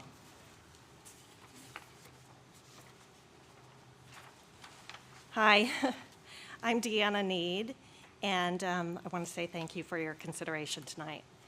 Our family moved to 833 Foxdale over 20 years ago. Our kids were 4 and 2, and now they're grown, out of college, but our kids spent their entire childhood there, and our house is just filled with memories. In many ways, this house is like our family's anchor. We really love it, but we also love our neighbors, and we love our street. But our house has always had a major flaw, and it's this shared driveway. It's incredibly narrow, as Chip has already said, only 8 feet wide. When the homes were built, the car of the day was the Model T Ford. Today's modern SUVs and minivans are up to 2 feet wider. When kids were running around on the driveway and the backyard, it was really scary. And there was a blind entry from the backyard of 829 that I was always afraid that someone was just going to run out in front of the car and I would never see them. It was very common to run over toys and garden tools, and there would be this big crunch, and I would just always be so thankful it wasn't a child or a pet. And you can imagine the fear of teenagers driving on this driveway. And frankly, as we get older, Steve and I do not want to take the risk of anyone getting hurt on this driveway. We also always struggled with guest space at our house. It became apparent when the kids were at college and they wanted to come home with friends, and eventually they'll want to come home with their own families. We just didn't have enough space. So that would be very helpful. And because we're all getting older, we also need our home to be more accessible for family and friends who might have mobility issues, and then as Steve and I get older too, you know. So when our neighbor at 829 was moving, we knew that the best solution was to purchase it so we could eliminate this shared driveway and expand our house. The two lots have always been intertwined because of this shared driveway, so it really makes sense to just finally combine them. 829 was in pretty bad shape, and we knew it was a likely candidate for demolition regardless of who purchased it. We were afraid if a developer got it, a spec home would go up. And, you know, in the past 4 years, developers have built 3 spec homes on Foxdale, and they've all sold between $2 and $2.4 million. We've tried to be really thoughtful with this whole process. One of the first things we did was hire Chip Hackley because he designs quality, classic homes that always fit with their surroundings. We know that they will design an addition that honors our two homes and the street. We really looked at the street too. We looked at the lot sizes. We wanted to make sure this wasn't out of character, and there are several other larger lots, and this would not be an outlier. We, as Chip said, we deconstructed 829. We didn't just demolish it. We wanted to make sure that it was taken apart piece by piece. Items were salvaged or they were recycled. And we even saved a few items ourselves that we would like to incorporate into the addition. We're designing the addition to be energy efficient, and we would like to add solar more. We already have solar panels on our 833 house, and we would like to add some more. And in honor of this, the green, celebration earlier, I really want a garden. So we will definitely be aiming for that too. We sent letters to everyone on the 800 block outlining our proposal and letting them know what we were up to. And we've been talking to neighbors up and down the street, and everyone has been so supportive, and it's been incredibly nice.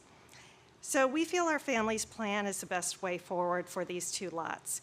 We're eliminating this problematic, unsafe shared driveway, and the design aligns with the goals of the 2040 Comprehensive Plan. We're saving a 100-year-old home and modernizing it. We're maintaining the character of the street. We're improving energy efficiency and stormwater management, and we're providing housing designed to accommodate families, empty nesters, and seniors. And lastly, I just want to say that we really care about Foxdale and the community, and I hope that comes through tonight. Thank you. Okay. Thank you, Deanna. Steve? Yes, I'll be super brief. Thank you. Thank Thank you. I know it's getting late. I just want to make a couple comments on the process. And, we know that you have to take into consideration both of these bodies, right? The Plan Commission and the Zoning Board of Appeals. And Deanna and I didn't go to the Plan Commission meeting. I mean, we thought our request was not going to be controversial. And I guess we also got off to a bad start with the Plan Commission, like Dr. Halverson. But, after the Plan Commission meeting, we realized that there were some important facts here that they just didn't hear. I mean, one was the nature of the shared driveway, which you've heard a lot about, and you will hear more tonight. Also, the condition of the house that was on 829, our plans to deconstruct it, and finally, the support of our neighbors. I don't think any of that made it to the Plan Commission, and I think that led to some of the members of the Plan Commission believing that if consolidation wasn't approved, there would be some options that would lead to the achievement of some of their policy goals. Now, for the ZBA meeting, we were able to get those facts in front of them, and I think they drew reasonable conclusions and obviously voted unanimously for the consolidation.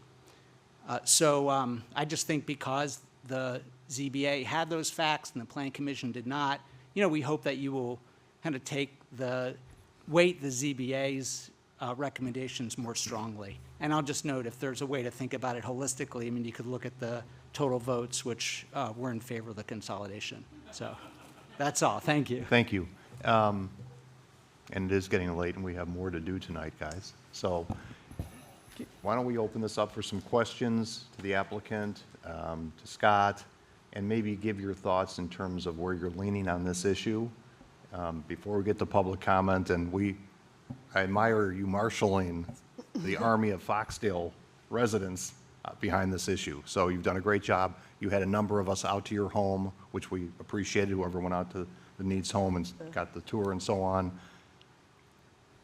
So, maybe we'll get a sense of where people stand on this, and then we can keep this moving along. All right, so questions of the applicant before we go to public comment? Well, maybe we should, start with our resident Foxdale. Well, we can resident Foxdalian. Foxdalian. Well, first, as most of you probably know, I'm friends with the needs, I'm a neighbor. I do want to comment, though, that won't render my ability to have an unobjective opinion and decision on this matter, but I'll just tell from, this is not a question, but at least I'll just share my commentary. When I first heard about 829 coming down, I was sad, and a lot of memories, the Kripe Old House, and many other folks have lived there before. It was literally the meeting zone for all of our kids growing up. What was there was pretty. It was, I call it like the keys on a keyboard, and with that coming down, it is a little bit of a missing tooth. My general reaction after talking with the needs, seeing their proposed plans, I think what we're getting is an improvement, and just technically, we're taking a non-conforming existing condition and turning it into conforming, but for the existing house, which I would deem as gorgeous and beautiful, and I would hate to see, if we're going to check all the boxes to make this conforming, tear that house down, build something big and new. It just seems irrational. So I'll keep it at that. Okay, but thank you sir. can generally sense my I know where attitude you on this stand on this. application. We know where you stand. Okay. Trustee Handler? I was going to say, well, thank you for all that great information. I was going to say, this is, to me, is like a poster child of the kind of project we love to see. It's preserving a historic home. It's eliminating some safety issues. It's making an older home accessible and useful for a modern family. And it even ticks off all the boxes on sustainability with deconstruction and solar panels and a new garden. So I'm very much in support of this. I'm glad to see much of the neighborhood is here. It looks like it's going to be a great project. Thank you. Thank you, Kim. Trustee Orser? I was going to pipe in just because I was also at the Plan Commission meeting, and I'm in support of this. The Plan Commission was really more having an existential discussion about the new special use process, which does not apply here, but did apply to another one we did on Sunset. And the feeling that Foxdale is such a special street, and it's close enough, but because the lots are smaller and they're already at the end of the street were some bigger homes, that it would be easy for someone to come in and tear these down and sort of get under the wire of our special use process. But they did not have this presentation. And also, I think after looking at the street and the amount of times things turn over, that probably this is not going to come up with such a great degree of frequency as they were concerned about. But mostly it was because we had just had Sunset the month before. But I'm in support of this. You're in support of this. Trustee Dahlman? Yeah, I think it's been a great presentation. The community letters, they weren't all the same. It was really great to get a sense of the feel of the community, several of you. I'm in support of this and would recommend that we direct our village attorney to prepare the necessary documents for approval. I would say that when I was driving down the street again this evening, right before I got here, sorry for being late, I noticed 841, which I think is a new construction on Foxdale. And I think as Trustee Handler and Albinson have said, this is the sort of project, even though we're losing potentially an affordable, smaller home, I don't know, I feel like this is the type of thing, even if we are losing one home, that we want to see in Winnetka. So nice work, and thank you for your investment in the community. Trustee Myers? I mean, I think that the safety issues, the fact that there are two smaller lots, the fact that we've got a great house that's being added to, not a completely new construction, I think those are all in favor of approving this. I do want to point out that in spite of the fact that Andy Kripe lived at 829, the Historic Society had no problem demolishing it. So I just not a shocker. That on the record. On the record, Yeah. it is. Yeah. It was unanimous without any discussion. Duly noted on that point. Trustee Apatow, anything to add here? Not a lot to add. I am very careful about taking small homes that are affordable away, but this is a common sense issue. I'm good to go on this. Makes a lot of sense. They put a lot of thought into this, so I'm more than ready to go. Okay, thank you. So I'm going to open this up for public comment. However, sometimes you should just go with what we have here. I think it looks pretty good. We received the letters, again, to the needs and to the neighbors. That's really helpful in this process, and you having trustees over to see your property was also very helpful. So I think you did it all well. If anyone is just dying at 9:25 to talk, come on up. Otherwise, we can just bring this back for a motion to proceed. Okay, I did a good job on that, didn't I? Yeah, okay. We're going to close public comment, and we're looking for policy direction, so may we have a motion for the staff and the village attorney to prepare the necessary documents for approval of the requested consolidation. So moved. Second. Kristen, roll call? Trustee Albinson? Yes. Trustee Handler? Yes. Trustee Orsick? Yes. Trustee Dahlman? Yes. Trustee Apatoff? Yes. Trustee Myers? Yes. Okay, congratulations. Thank you. Thanks, everybody. We'll move on to agenda item 12, appointments none, and item 13, closed session. May I have a motion to adjourn to closed session for the purpose of discussing specific personnel pursuant to Section 2C1 of the Open Meetings Act. Under the motion, when we adjourn the closed session, this meeting will automatically and immediately adjourn without the conduct of any further business or comments. May I have that motion? So moved. Second. That's a roll call vote. Trustee Orsick? Yes. Trustee Myers? Yes. Trustee Apatoff? Yes. Trustee Dahlman? Yes. Trustee Albinson? Yes. Trustee Handler? Yes. Okay, we'll be in closed session. Thanks, everybody.